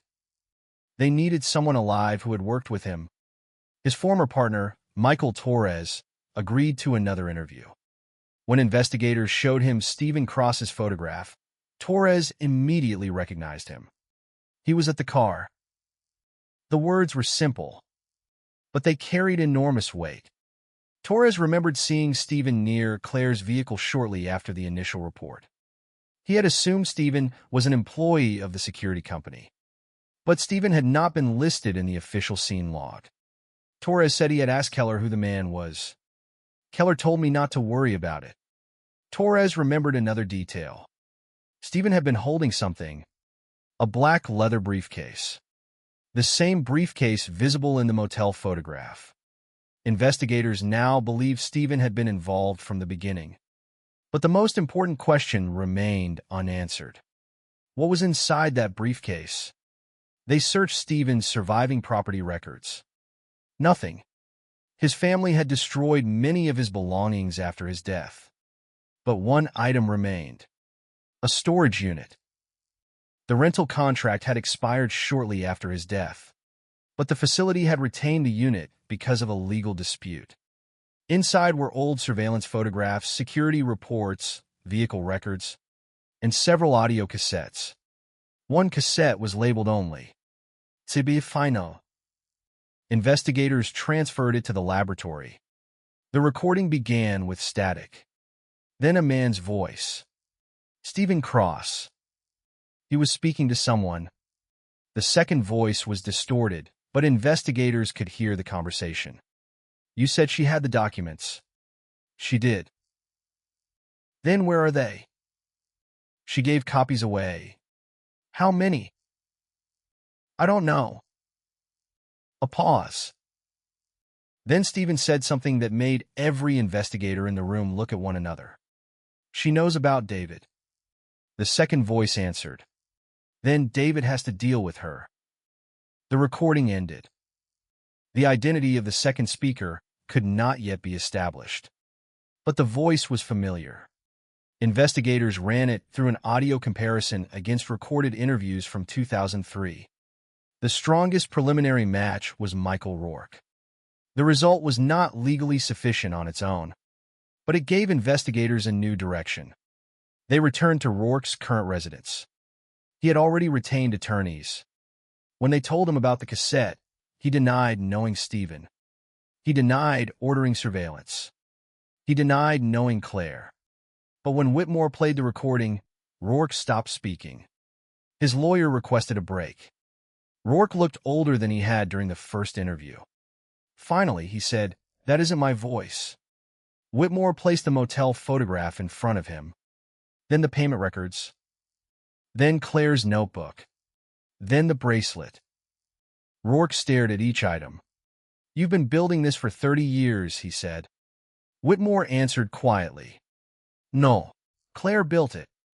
For the first time, Rourke appeared genuinely frightened. He leaned forward. "You don't understand what she found." "What did she find?" Rourke looked toward his attorney. The attorney said nothing. Rourke whispered, "It wasn't insurance fraud." Whitmore waited. It was money laundering. The admission opened an entirely new chapter. Rourke explained that the insurance scheme had been used to move money between businesses and accounts. The marine equipment transactions were only one layer. The money came from multiple sources, including illegal gambling operations, stolen goods, and offshore accounts. Claire had accidentally discovered a financial structure that connected people in several states. But Rourke insisted he never ordered Claire's death. He said he wanted the documents recovered. He admitted paying Mercer. He admitted knowing David had betrayed Claire. But he claimed the final decision had been made by someone else. Who? Rourke refused to answer. Whitmore pressed him. Who killed Claire? Rourke closed his eyes. I don't know. You expect us to believe that? I know who ordered the meeting. I know who wanted the records. I know who followed her. But I don't know what happened after they took her. Then why did you hide it? Because I was afraid. Of whom? Rourke looked at Whitmore. Of the same person you are about to discover. The interview ended. Investigators left with more questions than answers. But they now possessed something they had never had before, a chain connecting Claire's work. The surveillance, the financial network, her brother, Mercer, Stephen Cross, Rourke, and the abandoned property where physical evidence had been recovered. Then the laboratory called. The DNA from the bracelet had produced a second partial profile. It was not Claire. It was not Mercer. It was not Stephen Cross. And it was not Rourke. The profile belonged to someone who had been inside the underground room long after Claire disappeared. Someone who had recently touched the bracelet. Someone was still searching the evidence. The laboratory technician gave Whitmore the name of the person whose DNA had produced the preliminary match. Whitmore recognized it instantly.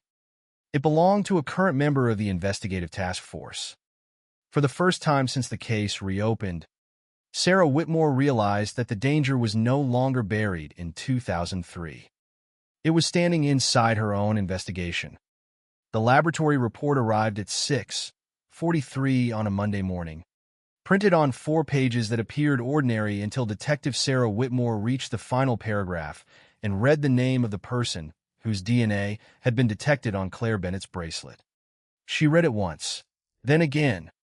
Then she placed the report face down on the desk and stared through the window of the task force office as rain began striking the glass.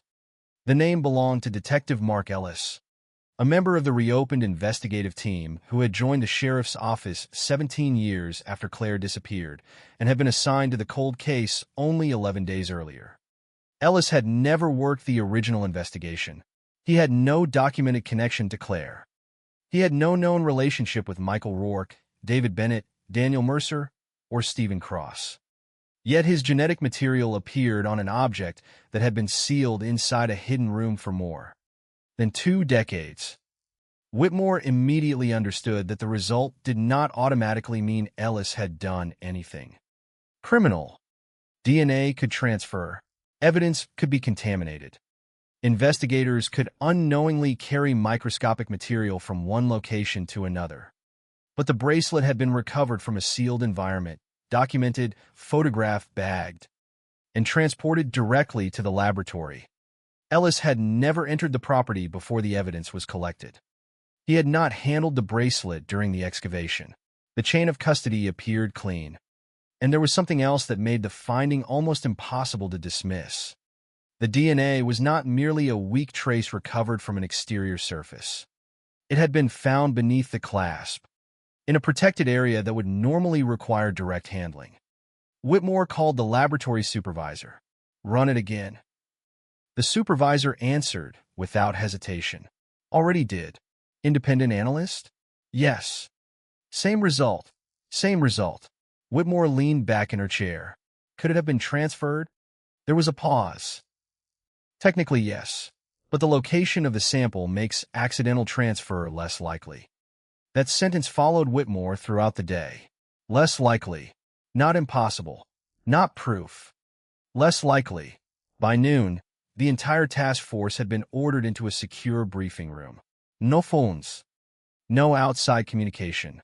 No copies of the report. Ellis was not invited. Whitmore placed a photograph of Claire's bracelet on the screen. "This was recovered beneath the former Rourke property," she said. It was inside a sealed metal box.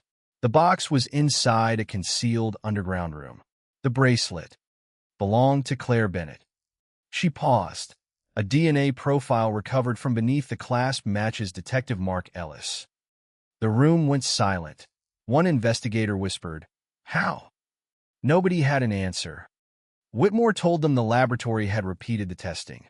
The result remained consistent. She then gave the order that would change the entire investigation. Nobody contacte Ellis. Nobody confronts him. Nobody tells him what we found. They needed to know where he had been before joining the task force. They needed to know whether he had ever accessed archived evidence. They needed to know whether he had any connection to the Bennett family, the Rourke network, or the original investigation. And above all, they needed to determine whether someone had deliberately planted his DNA to make the investigation collapse from within. The possibility sounded absurd, but this case had already survived 23 years of lies. Nothing could be dismissed simply because it sounded impossible. Investigators quietly began reviewing Ellis's background. His employment record showed that he had joined the sheriff's office in 2020. Before that, He had worked for a county police department farther north. His career appeared clean. No disciplinary actions. No financial irregularities. No unexplained absences. No connection to Rourke. No connection to Mercer. No connection to Stephen Cross. His family history revealed nothing unusual. But investigators discovered one detail that had never appeared in his personnel file. Ellis had been raised by his maternal grandparents after his mother died when he was young. His biological father was unknown. That detail alone meant nothing. Then genetic genealogists compared Ellis's profile against the unidentified DNA recovered from another piece of evidence found inside the underground room. The second profile was incomplete, but there was a possible familial relationship. Investigators began considering a disturbing possibility. Perhaps Ellis had not been the person who touched Claire's bracelet. Perhaps someone biologically related to him had. Yet that would not explain why his profile appeared beneath the clasp. The task force requested another sample from Ellis without telling him why. The next morning, Whitmore watched from another room as Ellis drank coffee, spoke with colleagues, and joked about the rain. He seemed completely normal. When the request for a routine elimination sample was made, he agreed immediately. "Of course," he said, "anything that helps." That response made Whitmore more uncomfortable, not less. Within 48 hours, the laboratory confirmed the match. The DNA was Ellis's. The statistical probability of an unrelated individual sharing the same profile was extraordinarily low. The evidence was real. The question was what it meant. Whitmore finally confronted him in a controlled interview. Ellis entered the room expecting a routine discussion.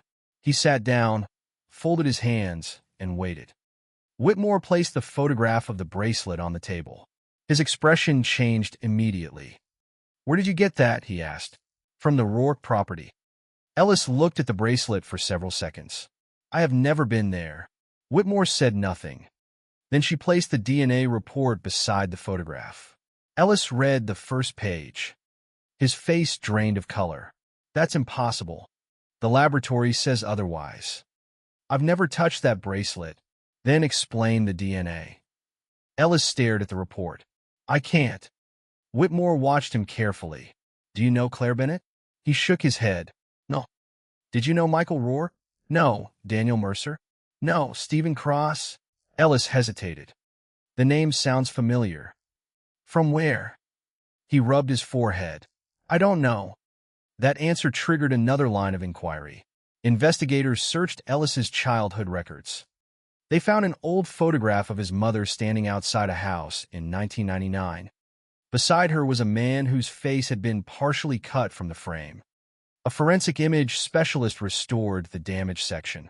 The man was Stephen Cross. Ellis's mother had known him. Not casually. They had been involved in a relationship years before Ellis was born. Stephen Cross might have been Ellis's biological father. If true, the genetic connection could explain part of the mystery. But it created another, darker question. Had Stephen ever brought Claire's belongings into the Ellis family home? Ellis said he had never met Stephen as far as he knew. His grandparents had refused to discuss his father. Yet investigators discovered that Stephen had visited Ellis's mother repeatedly in the months before. Claire disappeared. There were old telephone records confirming contact. One call occurred on August 15, 2003, at 7:06 p.m., less than an hour before Claire's final known movements. The number belonged to Stephen. The recipient was Ellis's mother. She was not involved in Claire's case as far as anyone knew. Why would Stephen call her that night?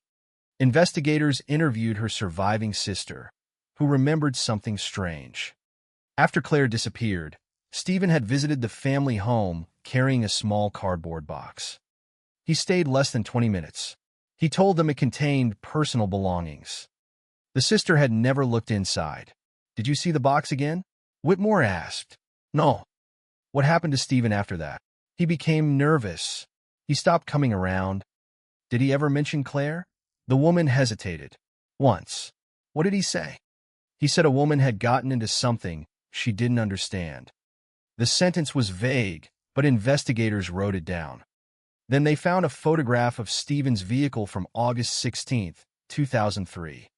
It was parked outside the Ellis family's home. The photograph had been taken by a neighbor who was photographing a storm-damaged roof. The timestamp was 5:52 a.m. Stephen had returned to the house shortly after Claire's disappearance. Investigators now believe the box could have been transferred there. But Ellis had been a child. He could not have known. His DNA on Claire's bracelet still required explanation. Investigators searched his childhood home, but it had been sold and demolished years earlier. The property was now a parking lot. Any physical evidence was long gone. Then Laura Jensen called Whitmore. She had seen the news reports about the reopened investigation and heard that investigators were examining Stephen Cross. She said there was something she had never told anyone. In 2003, Claire had mentioned Stephen by name. Claire had met him once. She told Laura that Stephen had been following her. But Claire believed he was working for someone else. Laura had assumed that someone else meant Rourke.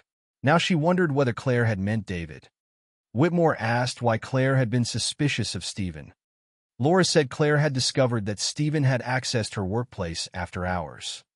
Security footage showed him entering the building at 11:18 p.m. on August 13th.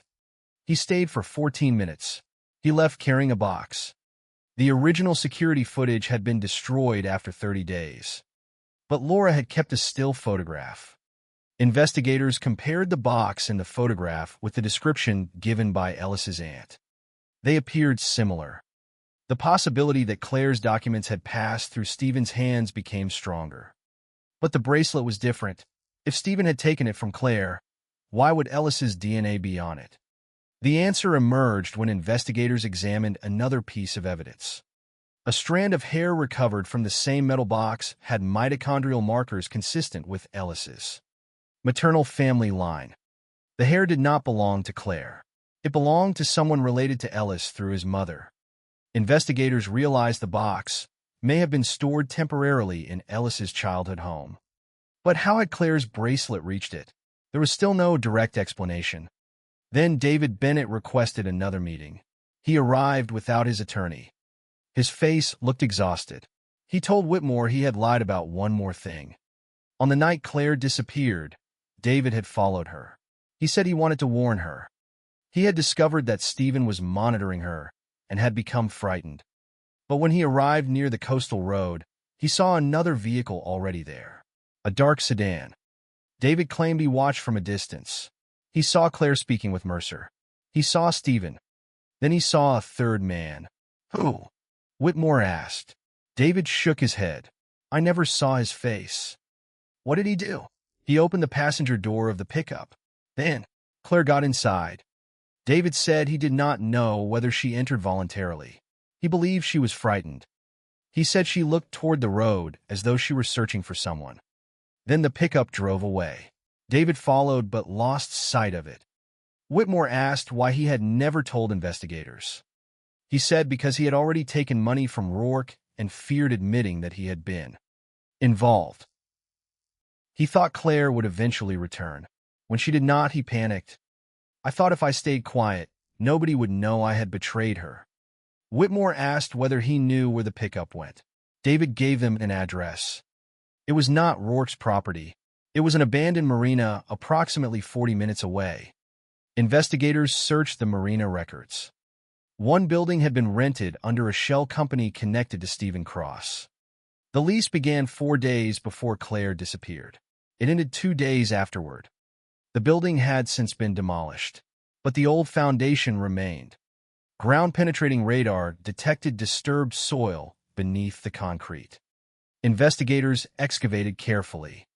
They found a rusted metal hinge, fragments of plastic, and a piece of blue fabric. The fabric was compared with Claire's clothing records.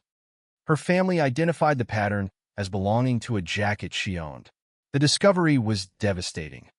It placed Claire at the marina, but there was no body, no complete clothing, no weapon, no direct evidence establishing how she died. Investigators searched further. Beneath the foundation, they found a small cavity. Inside was a cassette recorder. The batteries were gone. The device was corroded, but the tape inside was intact. The recording began with static. Then Claire's voice. Weak, frightened, alive. If someone finds this, please listen before you trust anyone. The room where investigators listened to the recording felt colder with every sentence. Claire said she had been brought to the marina after being told she would be allowed to speak with someone who could protect her. She believed the meeting involved Rourke, but when she arrived, she realized she had been deceived. She said David had given them information. She said Stephen was there. She said Mercer was there. Then she said something investigators had never heard before. The man they are protecting isn't Rourke. A pause followed. Claire's breathing became audible. Rourke thinks he's in control. He isn't. Another pause. There's someone above him. Then the recording abruptly stopped. Investigators examined the tape for additional audio. There was nearly 30 seconds of blank recording after Claire's final words. Then a faint sound appeared. A door closing. Footsteps. A male voice said something too faint to understand. Forensic audio specialists isolated the frequency. The voice became clearer. You should have trusted your brother. Then another voice answered. She trusted the wrong one. The recording ended. Investigators could not immediately identify either speaker. But David recognized one voice. It was Stephen Cross. The second voice sounded familiar to him, but he refused to identify it. Whitmore asked why. David looked at her and said, "Because if I'm right, this case is much bigger than Claire." The task force sent the recording to a forensic laboratory. Meanwhile, investigators returned to the DNA question. If Ellis's DNA was on Claire's bracelet, perhaps it had been transferred by Stephen. They reconstructed Stephen's movements. He had visited Ellis's family home on August 16, 2003. He may have carried the box there, but Ellis's biological connection to Stephen could explain the familial DNA found in the box, not the direct profile beneath Claire's bracelet clasp. Then the laboratory made a discovery. The DNA beneath the clasp was not the only genetic material present. A second microscopic profile had been detected. It belonged to a woman. The woman's profile was incomplete, but genealogical analysis suggested a distant relationship to Claire. Investigators compared it with Laura Jensen. No match. They compared it with Claire's mother. No match. Then they compared it with David's family. No match. The search continued until a laboratory analyst noticed an unusual possibility. The female DNA could belong to someone who had handled the bracelet after Claire's disappearance. That person might have been the one who placed it inside the box. The task force began examining every woman connected to Rourke, Mercer, Stephen, David, and the original investigation. One name appeared repeatedly in old documents: Evelyn Shaw. She had worked as an executive assistant for Rourke in 2003. She was the person who had authorized the $18,500 payment to the consulting company that paid Mercer. Investigators had believed she was merely an employee following instructions. But Evelyn was still alive. She had changed her surname after marriage and moved to another state. When investigators located her, she agreed to speak. At first, she denied remembering Claire. Then Whitmore showed her the photograph of the bracelet. Evelyn's face changed. "Where did you get that?" she asked. Whitmore recognized the same reaction she had seen from Ellis. "You know it." Evelyn looked down. "I saw it once." "Where?" "On Claire." "When?" Evelyn hesitated. "The night before she disappeared." She admitted she had met Claire secretly. She had been ordered to monitor the financial records, but had become uncomfortable with what she discovered. She claimed she tried to warn Claire. "I told her she was being watched." "By whom?" "Everyone." Evelyn said Claire had shown her a list of names. One name had been circled: David Bennett. Another was Stephen Cross. And a third name had been partially erased. Evelyn remembered only the initials. M.B. Whitmore asked whether the initials meant Michael Torres, the former deputy interviewed by the task force. Evelyn shook her head. "No, it was someone much higher." Before the interview ended, Evelyn admitted she had touched Claire's bracelet that night. She said Claire removed it and placed it on the table while they spoke. Evelyn picked it up because she wanted to see a tiny engraving on the back. She had no explanation for why her DNA was not the primary profile beneath the clasp, but investigators now had a plausible reason for her DNA to be present. The mystery surrounding Ellis remained. Then Evelyn revealed something nobody expected. Mark Ellis isn't the person you should be investigating. Whitmore stared at her. Why? Evelyn took a deep breath. Because Stephen Cross had a son. The room went silent. Who? I don't know his name. When was he born? Around 1990. Whitmore asked whether Stephen ever mentioned the child's mother. Evelyn said yes. He called her Claire's sister. Whitmore froze. Claire had no sister. At least, according to every family record. But Claire had been adopted into the Bennett family as a child. Her biological records were sealed. Investigators had never examined them because they had assumed they were irrelevant. Now they requested access. The sealed adoption file revealed a shocking possibility. Claire's biological mother had another child, a daughter. That daughter had been born in 1990. Her name was Maya Bennett, and Maya's biological father was listed as unknown. Genetic testing was ordered. The result came back 2 days later. Maya was not related to Ellis, but she was genetically related to Claire. She was Claire's half-sister. Investigators located her in Arizona. She had spent her entire life believing Claire was simply a name in an adoption file. She had never met her. When Whitmore showed Maya the photograph of Claire's bracelet, Maya began to cry. "I've seen that before," she whispered. "Where?" "In a photograph my mother kept." Maya explained that her biological mother had possessed a photograph of Claire as a young woman. In the background was the same bracelet, but the photograph contained another person. A man standing beside Claire. Maya did not know who he was. Investigators enlarged the image. The man was young. The face was partially visible, but there was no mistaking the distinctive scar across his left eyebrow. It matched a photograph of Stephen Cross from 2003. The connection between Stephen and Claire was now undeniable. Yet Maya revealed one more detail. Her biological mother had told her, years earlier, that Claire had been searching for her. Claire had discovered that she had a half-sister. She had planned to contact her. And the person who had told Claire about Maya was not David, not Laura, and not Rourke. It was Stephen Cross. Investigators suddenly understood why Stephen had been so interested in Claire's movements. He knew about her family secret. He knew Claire was searching for Maya. And he knew that discovering her biological family might expose another secret. A secret involving Stephen himself. The DNA evidence from the bracelet had not pointed directly to Ellis because Ellis was the person who had handled it. It pointed toward a family connection that investigators had not yet fully understood. If Stephen was Ellis's biological father, and Stephen had been involved with Claire, then the bracelet could have traveled through several hands before reaching the hidden box. But that still did not explain why Claire's final notebook accused David. Unless David had been only one part of the betrayal. Unless Claire had written his name because she believed he was the person who first exposed her location, while the person ultimately responsible remained hidden. The investigation now had 3 overlapping networks: Rourke's financial operation, Stephen Cross's surveillance activities, and the Bennett family's hidden biological history. Somewhere inside those 3 networks was the answer to what happened on August 15, 2003. And then investigators received a package in the mail. No return address. No fingerprints. Inside was a single photograph. It showed Claire standing beside the blue pickup. David was visible in the distance. Stephen stood near the driver's door. But there was another person reflected in the pickup's window. A man whose face had never appeared in the original investigation. On the back of the photograph were 4 words written in black ink.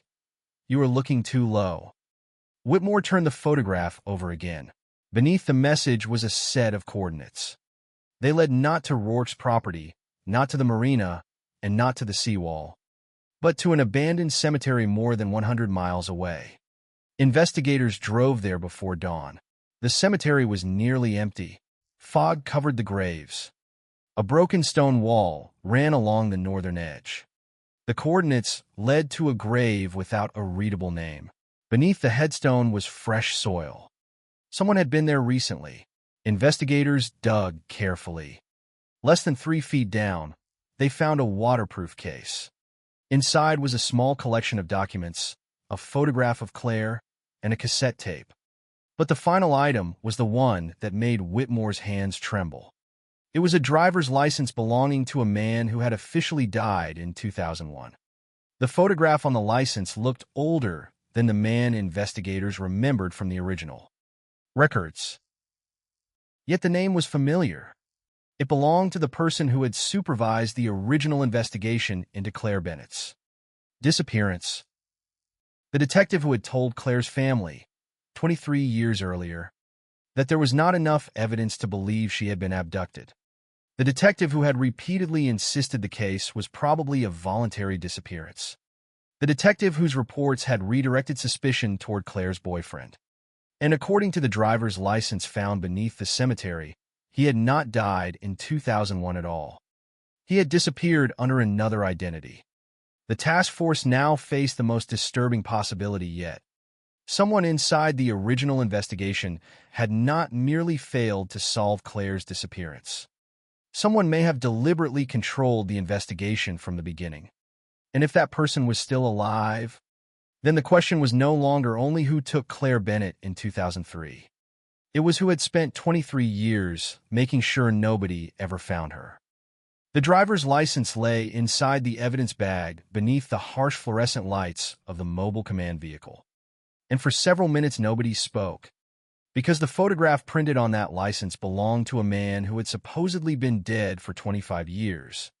A man whose death certificate had been accepted without serious challenge, whose name had disappeared from active law enforcement databases, and whose role in the original investigation into Claire Bennett's disappearance had been almost completely forgotten by everyone except the few surviving people who had worked beside him. His name was Detective Thomas Weller. In 2003, Weller had been the lead investigator assigned to Claire's case. He had been the man who interviewed Claire's family. He had been the man who organized the first search.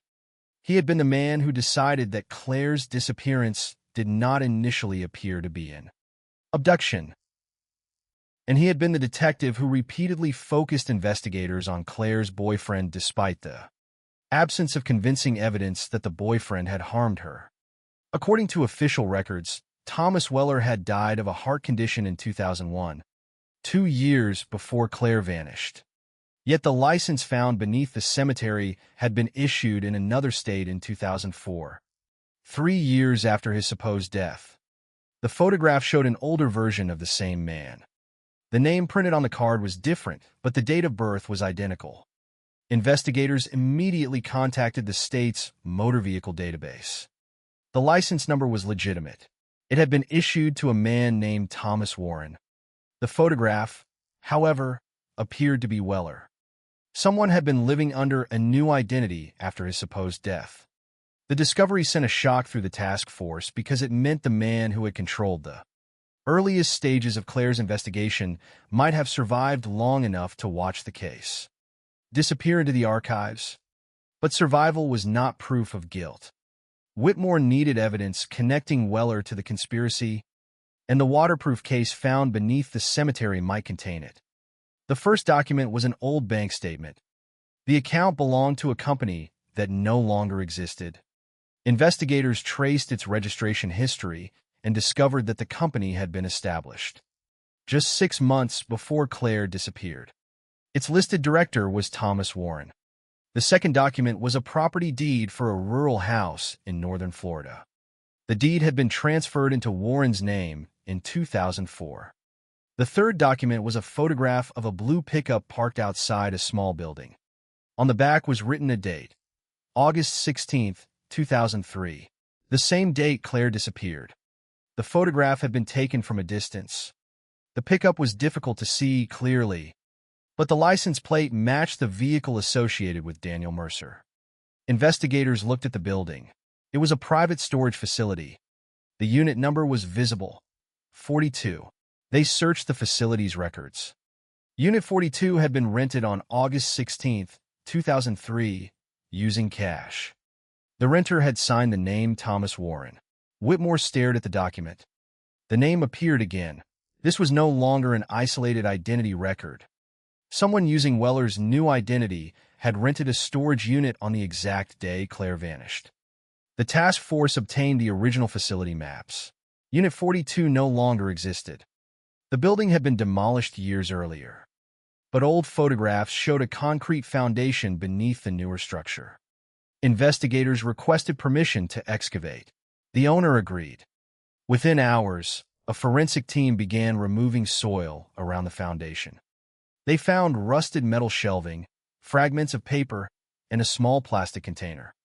Inside the container was a key. It was stamped with 3 characters, M17.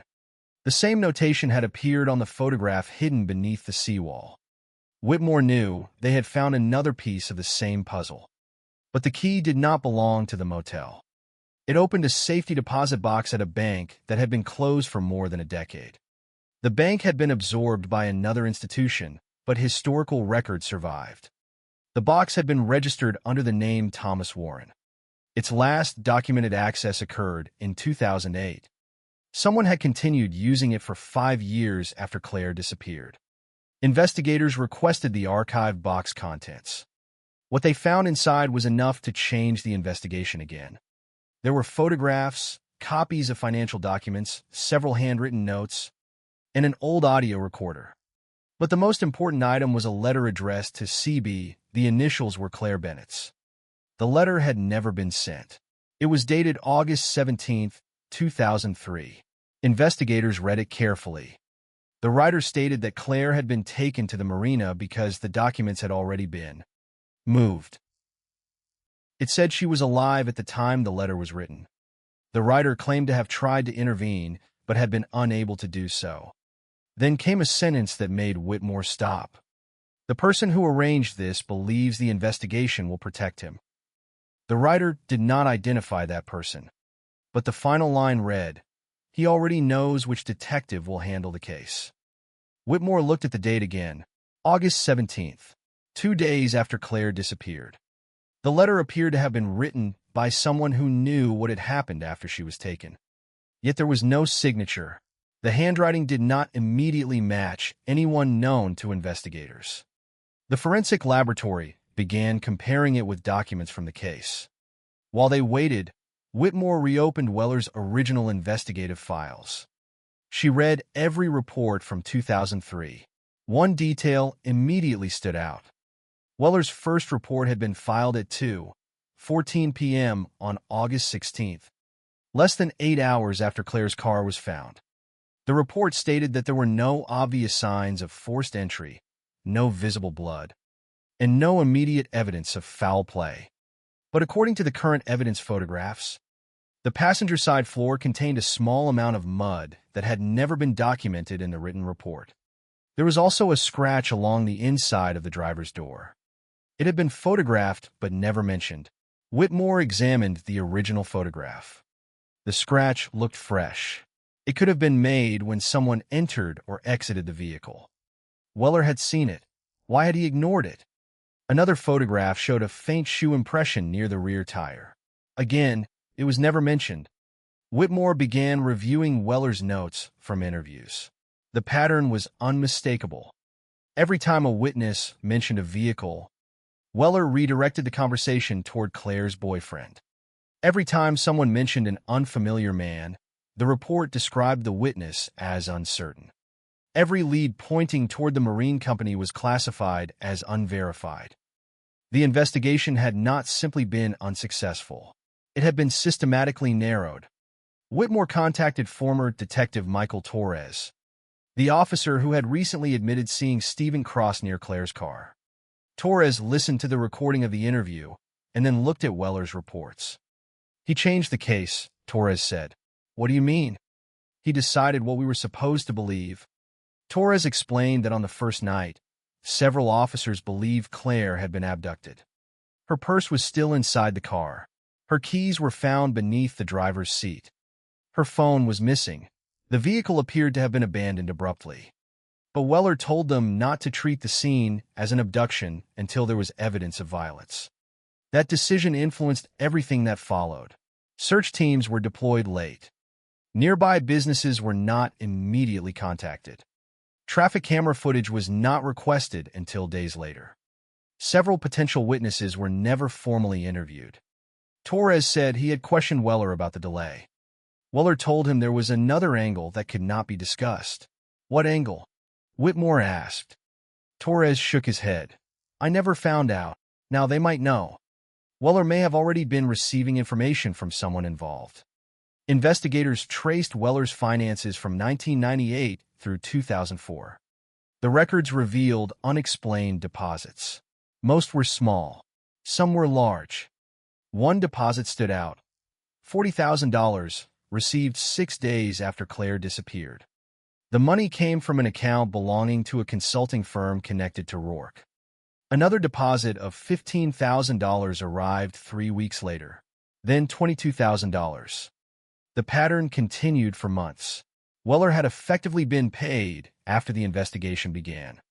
Prosecutors now had a potential motive for his conduct. But there was another problem. Weller had supposedly died in 2001. How could he have received money in 2003? Investigators obtained his death certificate. The certificate had been filed by a physician who was no longer alive. The cause of death was listed as cardiac arrest. There was no autopsy. The body had been cremated. The death certificate had been accepted without independent verification. The cremation records were incomplete. Investigators contacted the funeral home. The owner remembered the case. He said a man had arrived with paperwork identifying the deceased as Thomas Weller. But he could not remember whether the body had been positively identified. There was no family member present. The entire process had been arranged by a private representative. That representative was connected to a law firm that had represented Rourke.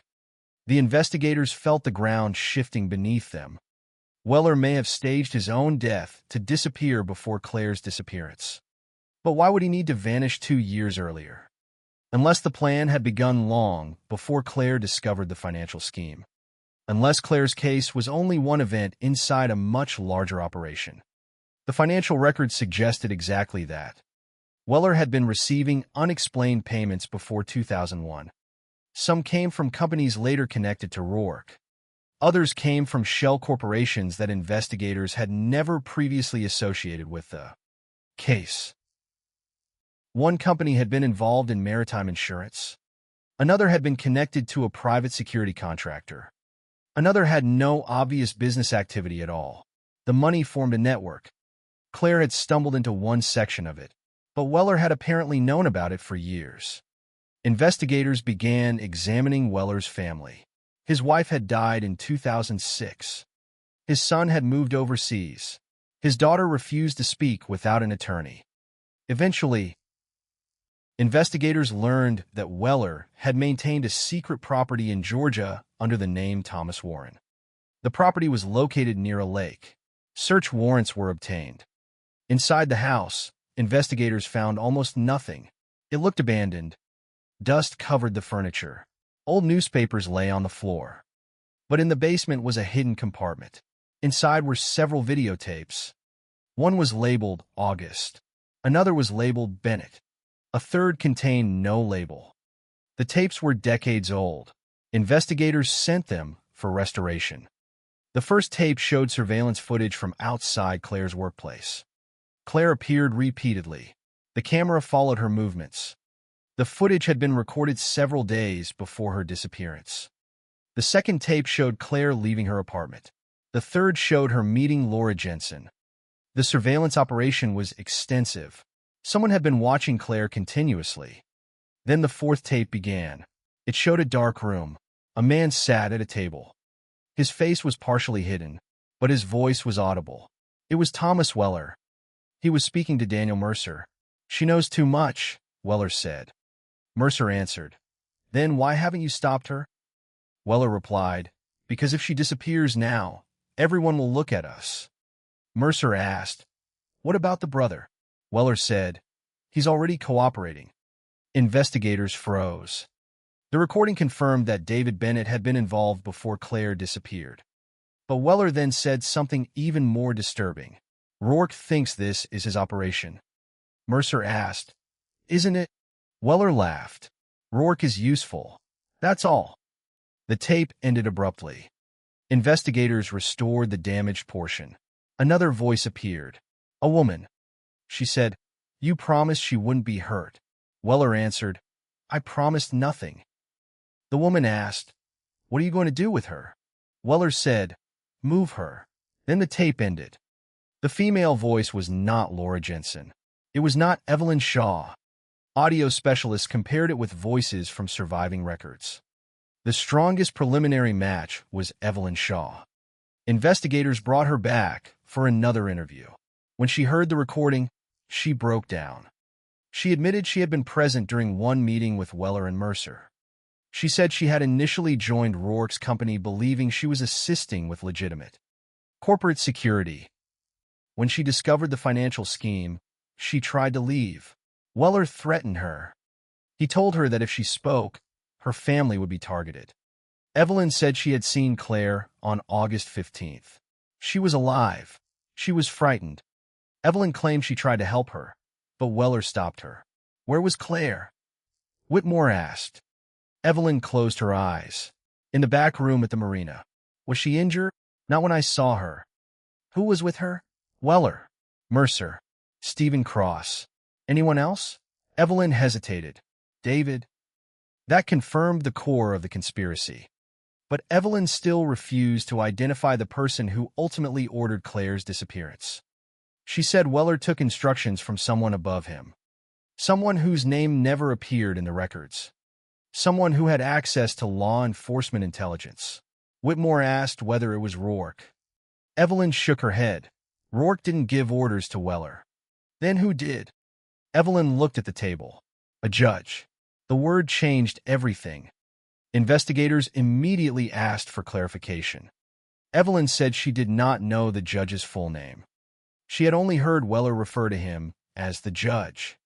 She believed he was involved because Weller repeatedly said the investigation would never reach him. Investigators searched judicial records from 2003. One name stood out. Judge Harold Vance had presided over several cases involving companies connected to Rourke. He had also signed sealed warrants in unrelated investigations involving financial crimes. But there was no direct evidence tying him to Claire. Vance had died in 2011. His papers were sealed. His family refused interviews. Investigators obtained a court order to examine archive communications. What they found was alarming. 3 days before Claire disappeared, Weller had contacted Vance's chambers. The call lasted 17 minutes. The same day, Rourke transferred $75,000 to a trust connected to a law firm that represented Vance's brother. The transaction had never been investigated. Prosecutors now suspected that Claire's disappearance was connected to corruption far beyond the original financial scheme. Yet the case still lacked one crucial element: where Claire had gone after the marina.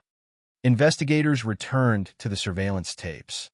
One frame showed a vehicle leaving the marina at 2:18 a.m. The vehicle was not the blue pickup. It was a white utility van. Investigators enhanced the license plate. The number was partially visible. It belonged to a company that had been contracted to transport medical equipment. The company no longer existed, but its former owner was alive. He told investigators the van had been stolen in August 2003. He had reported it missing. The report was never entered into the statewide database. The original paper copy had disappeared. He remembered one detail.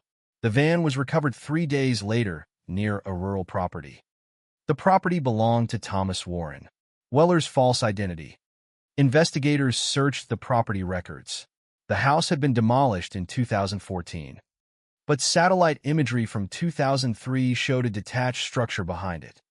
The structure had no official permit. Ground-penetrating radar detected disturbed soil beneath the former building. Investigators excavated. They found metal fragments, pieces of plastic, and a small piece of fabric. The fabric contained DNA. This time the profile was complete. It belonged to Claire Bennett. There was no longer any doubt that Claire had been transported to Weller's property. But investigators did not find her remains. Instead, they found something else, a small metal identification tag buried beneath the structure. It carried a number. The number matched the patient identification system of a private medical facility that had operated. In 2003, investigators contacted the facility. The records were incomplete, but one admission stood out. On August 17, 2003, an unidentified female patient had been brought in during the early morning hours. She had suffered severe injuries. The admission was made under the name Jane Warren. The patient remained for approximately 12 hours. Then the record ended. No discharge information, no death certificate, no transfer documentation. The hospital had no idea what happened afterward. Investigators searched archived nursing notes. One nurse had written a brief observation.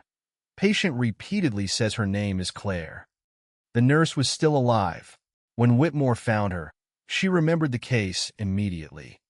She was terrified, the nurse said. She kept asking us to call her brother. Did you? I tried. What happened? The nurse's face tightened. A man came in before I could finish. Who? He showed credentials. Police? Yes. What did he say? The nurse looked down. He said the patient was a protected witness. Whitmore asked for the man's description. The nurse remembered gray hair, a dark suit, and a small scar above the left eyebrow. Stephen Cross had a scar above his left eyebrow, but Stephen was not a police officer. The nurse had assumed he was. She said he removed Claire from the facility himself. He signed a document. The signature was unreadable, but investigators compared it with Stephen's known handwriting. The match was strong. Claire had survived the initial attack. She had reached a medical facility. She had spoken her own name, and someone had taken her away before she could tell the truth. The case had just become something far more terrifying than a disappearance. Claire had been alive after the night everyone believed she vanished. She had been moved from place to place. She had tried to identify herself. She had tried to reach her brother, and someone with apparent authority had prevented her from doing so. Then the laboratory finished analyzing the anonymous letter found in the safety deposit box. The handwriting did not belong to Claire. It did not belong to Evelyn. It did not belong to Laura. It belonged to someone who had been inside the original investigation. Someone whose handwriting appeared on official reports from 2003. Someone who had signed Claire's original case file. The letter had been written by Detective Thomas Weller himself, and the final line contained a warning investigators had not noticed until the ink was digitally enhanced. If they ever find her, they will find me first. The sentence remained on the screen long after everyone in the room had stopped speaking. If they ever find her, they will find me first. It was only 9 words, but those 9 words changed the meaning of every discovery that had come before them.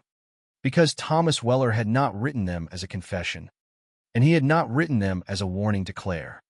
He had written them as though he knew, with absolute certainty, that Claire might still be found alive someday. Detective Sarah Whitmore stood with her arms folded, staring at the enlarged handwriting. The laboratory technician continued explaining the comparison, pointing to the distinctive formation of the letter F, the pressure marks beneath several words, and the repeated way Weller connected certain letters. There was no reasonable doubt. The anonymous letter found inside the safety deposit box had been written by Thomas Weller. But the most disturbing part was the date, August 17, 2003, the day after Claire disappeared. The day investigators had initially believed she was already dead or had fled voluntarily. The letter proved that Weller knew she was alive. And if he knew she was alive, then every report he had written afterward had to be reconsidered. Whitmore ordered the original case file moved into a secure room. Page by page, investigators began comparing Weller's official reports against the newly recovered evidence. The contradictions appeared almost immediately. His report stated that Claire's vehicle had been found abandoned at 5:42 a.m., but a surviving dispatch recording showed the first officer arrived at 5:18. His report stated that no witness had reported seeing a second vehicle. Yet the dispatch log contained 3 calls describing a white van near the area. His report stated that Claire's phone had not been recovered, but an evidence inventory from another department listed a damaged mobile phone collected near the marina on August 16th. The phone had never been entered into the main case file. It had disappeared from the evidence system 3 days later. Someone had removed it. Someone had rewritten the story. Whitmore listened to the dispatch recording again. Static filled the speakers. Then the voice of the first responding officer came through. Vehicle located. No occupant. Requesting additional units. A second officer answered. Any signs of forced entry? The first officer hesitated. Not obvious, but there is something here. The recording became faint. Then one sentence could be heard clearly. Looks like someone left in a hurry. That sentence never appeared in Weller's report. It was becoming impossible to believe the original investigation had simply been incompetent.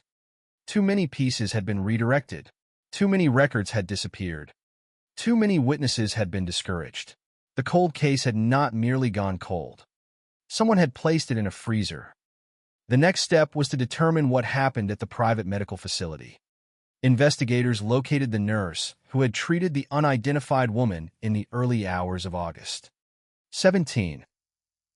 Her name was Patricia Nolan. She was 74 years old now, but she remembered the patient with extraordinary clarity. Nolan had worked the overnight shift that morning.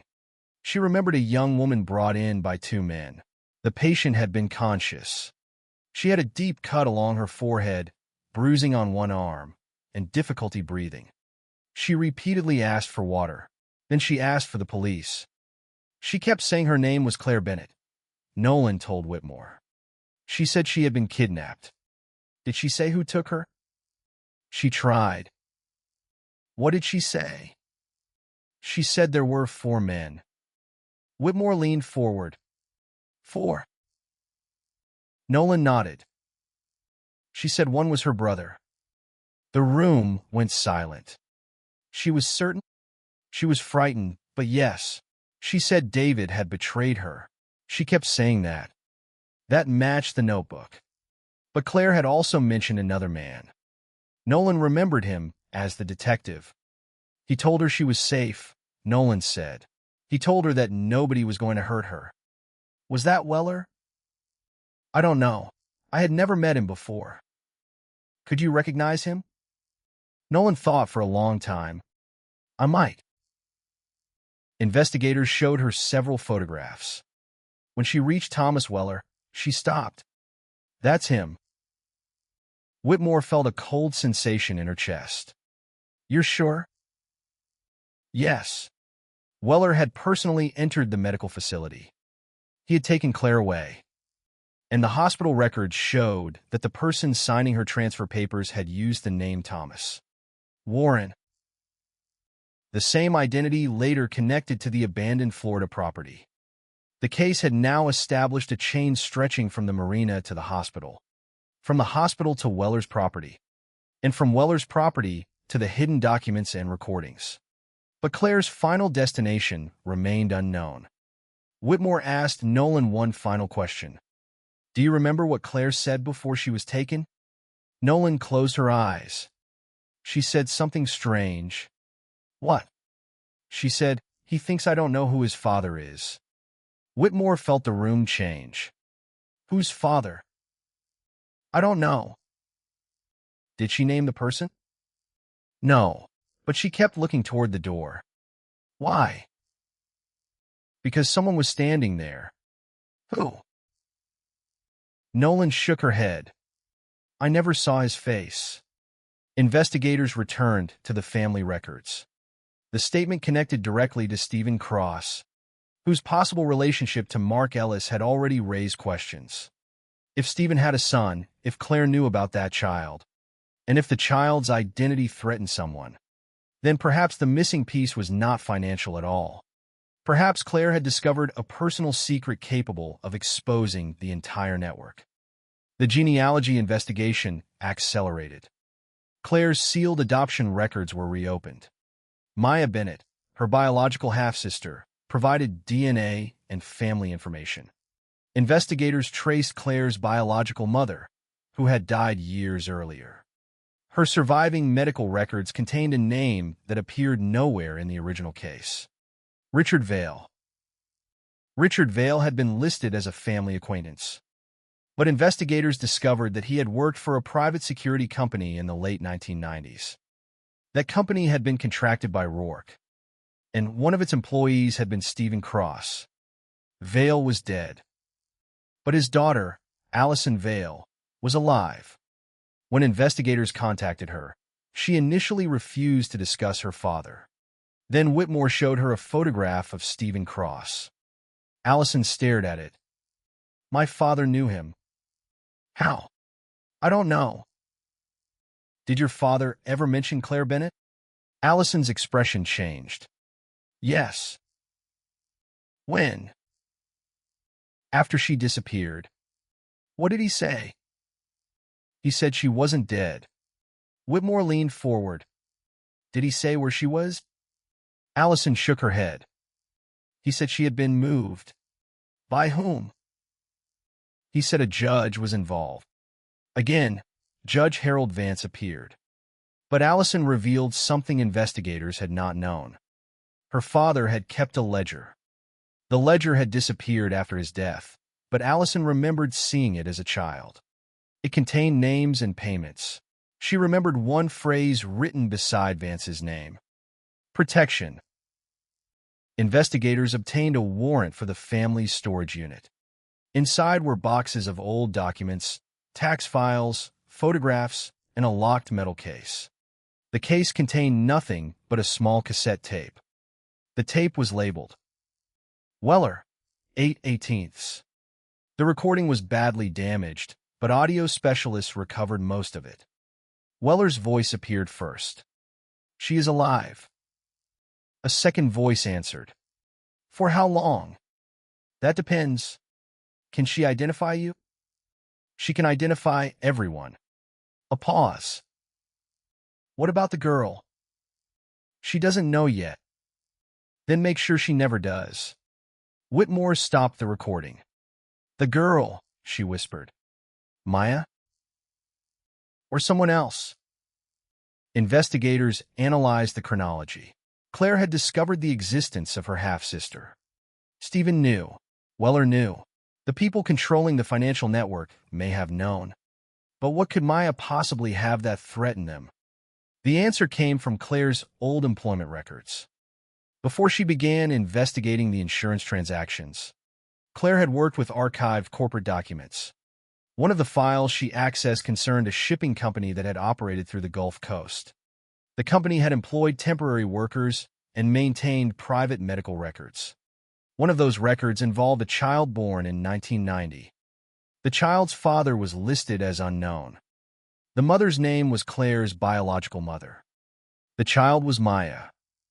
But the file contained another name handwritten in the margin: Stephen Cross. Claire had apparently discovered that Stephen was connected to Maya's birth. If Stephen was Maya's father, then Claire had not simply discovered a half-sister. She had discovered a man who had been secretly connected to her biological family for decades. But why would that matter to the financial conspiracy? Because the shipping company was not merely a shipping company. Its records contained payments to several shell corporations connected to Rourke. And among those payments was a transfer made in 1990, the year Maya was born. The amount was $12,000. The payment was labeled medical services. It had been made by a company later controlled by Rourke. Investigators began to suspect that Maya's birth might have been connected to the same network Claire had uncovered in 2003. But there was still no proof. Maya was interviewed again. She remembered almost nothing about her early childhood. She had grown up believing her biological father was unknown. Her mother had refused to discuss him. But Maya remembered one thing. When she was 6 years old, a man had visited their home. She remembered a scar above his eyebrow. Stephen Cross. He had given her mother an envelope. Inside was a photograph. Maya's mother had hidden it. After her mother died, Maya found the photograph among her belongings. She had never understood it.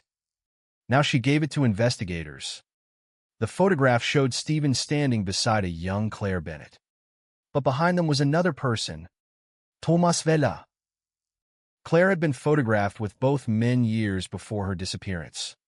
This meant Weller had known Claire long before the official investigation began. That discovery destroyed another assumption. Weller had not encountered Claire because of her investigation into Rourke. He had known her before. Investigators examined Claire's childhood records. They discovered that Weller had once served as a patrol officer in the neighborhood where Claire's adoptive family lived. His name appeared in a community safety report from 1994. Claire was 16 at the time. The report concerned a disturbance at a local community center. Claire had been listed as a witness. Weller had interviewed her. The connection was real. But it became more disturbing when investigators discovered that Stephen Cross had also been present. At the same community center that night, the three people had crossed paths nearly a decade before Claire disappeared. Why? Investigators reconstructed the event. Claire had reported seeing a man near the building late at night. The man had been identified as Stephen Cross. Weller had interviewed Claire. The report concluded there was no evidence of wrongdoing. But the new investigation found that the report had been altered. The original handwritten notes described Claire as extremely frightened. The final typed report described her as calm and cooperative. Again, Weller had changed the record. This was no longer coincidence. He had been controlling Claire's narrative for years. Whitmore returned to the abandoned Florida property where the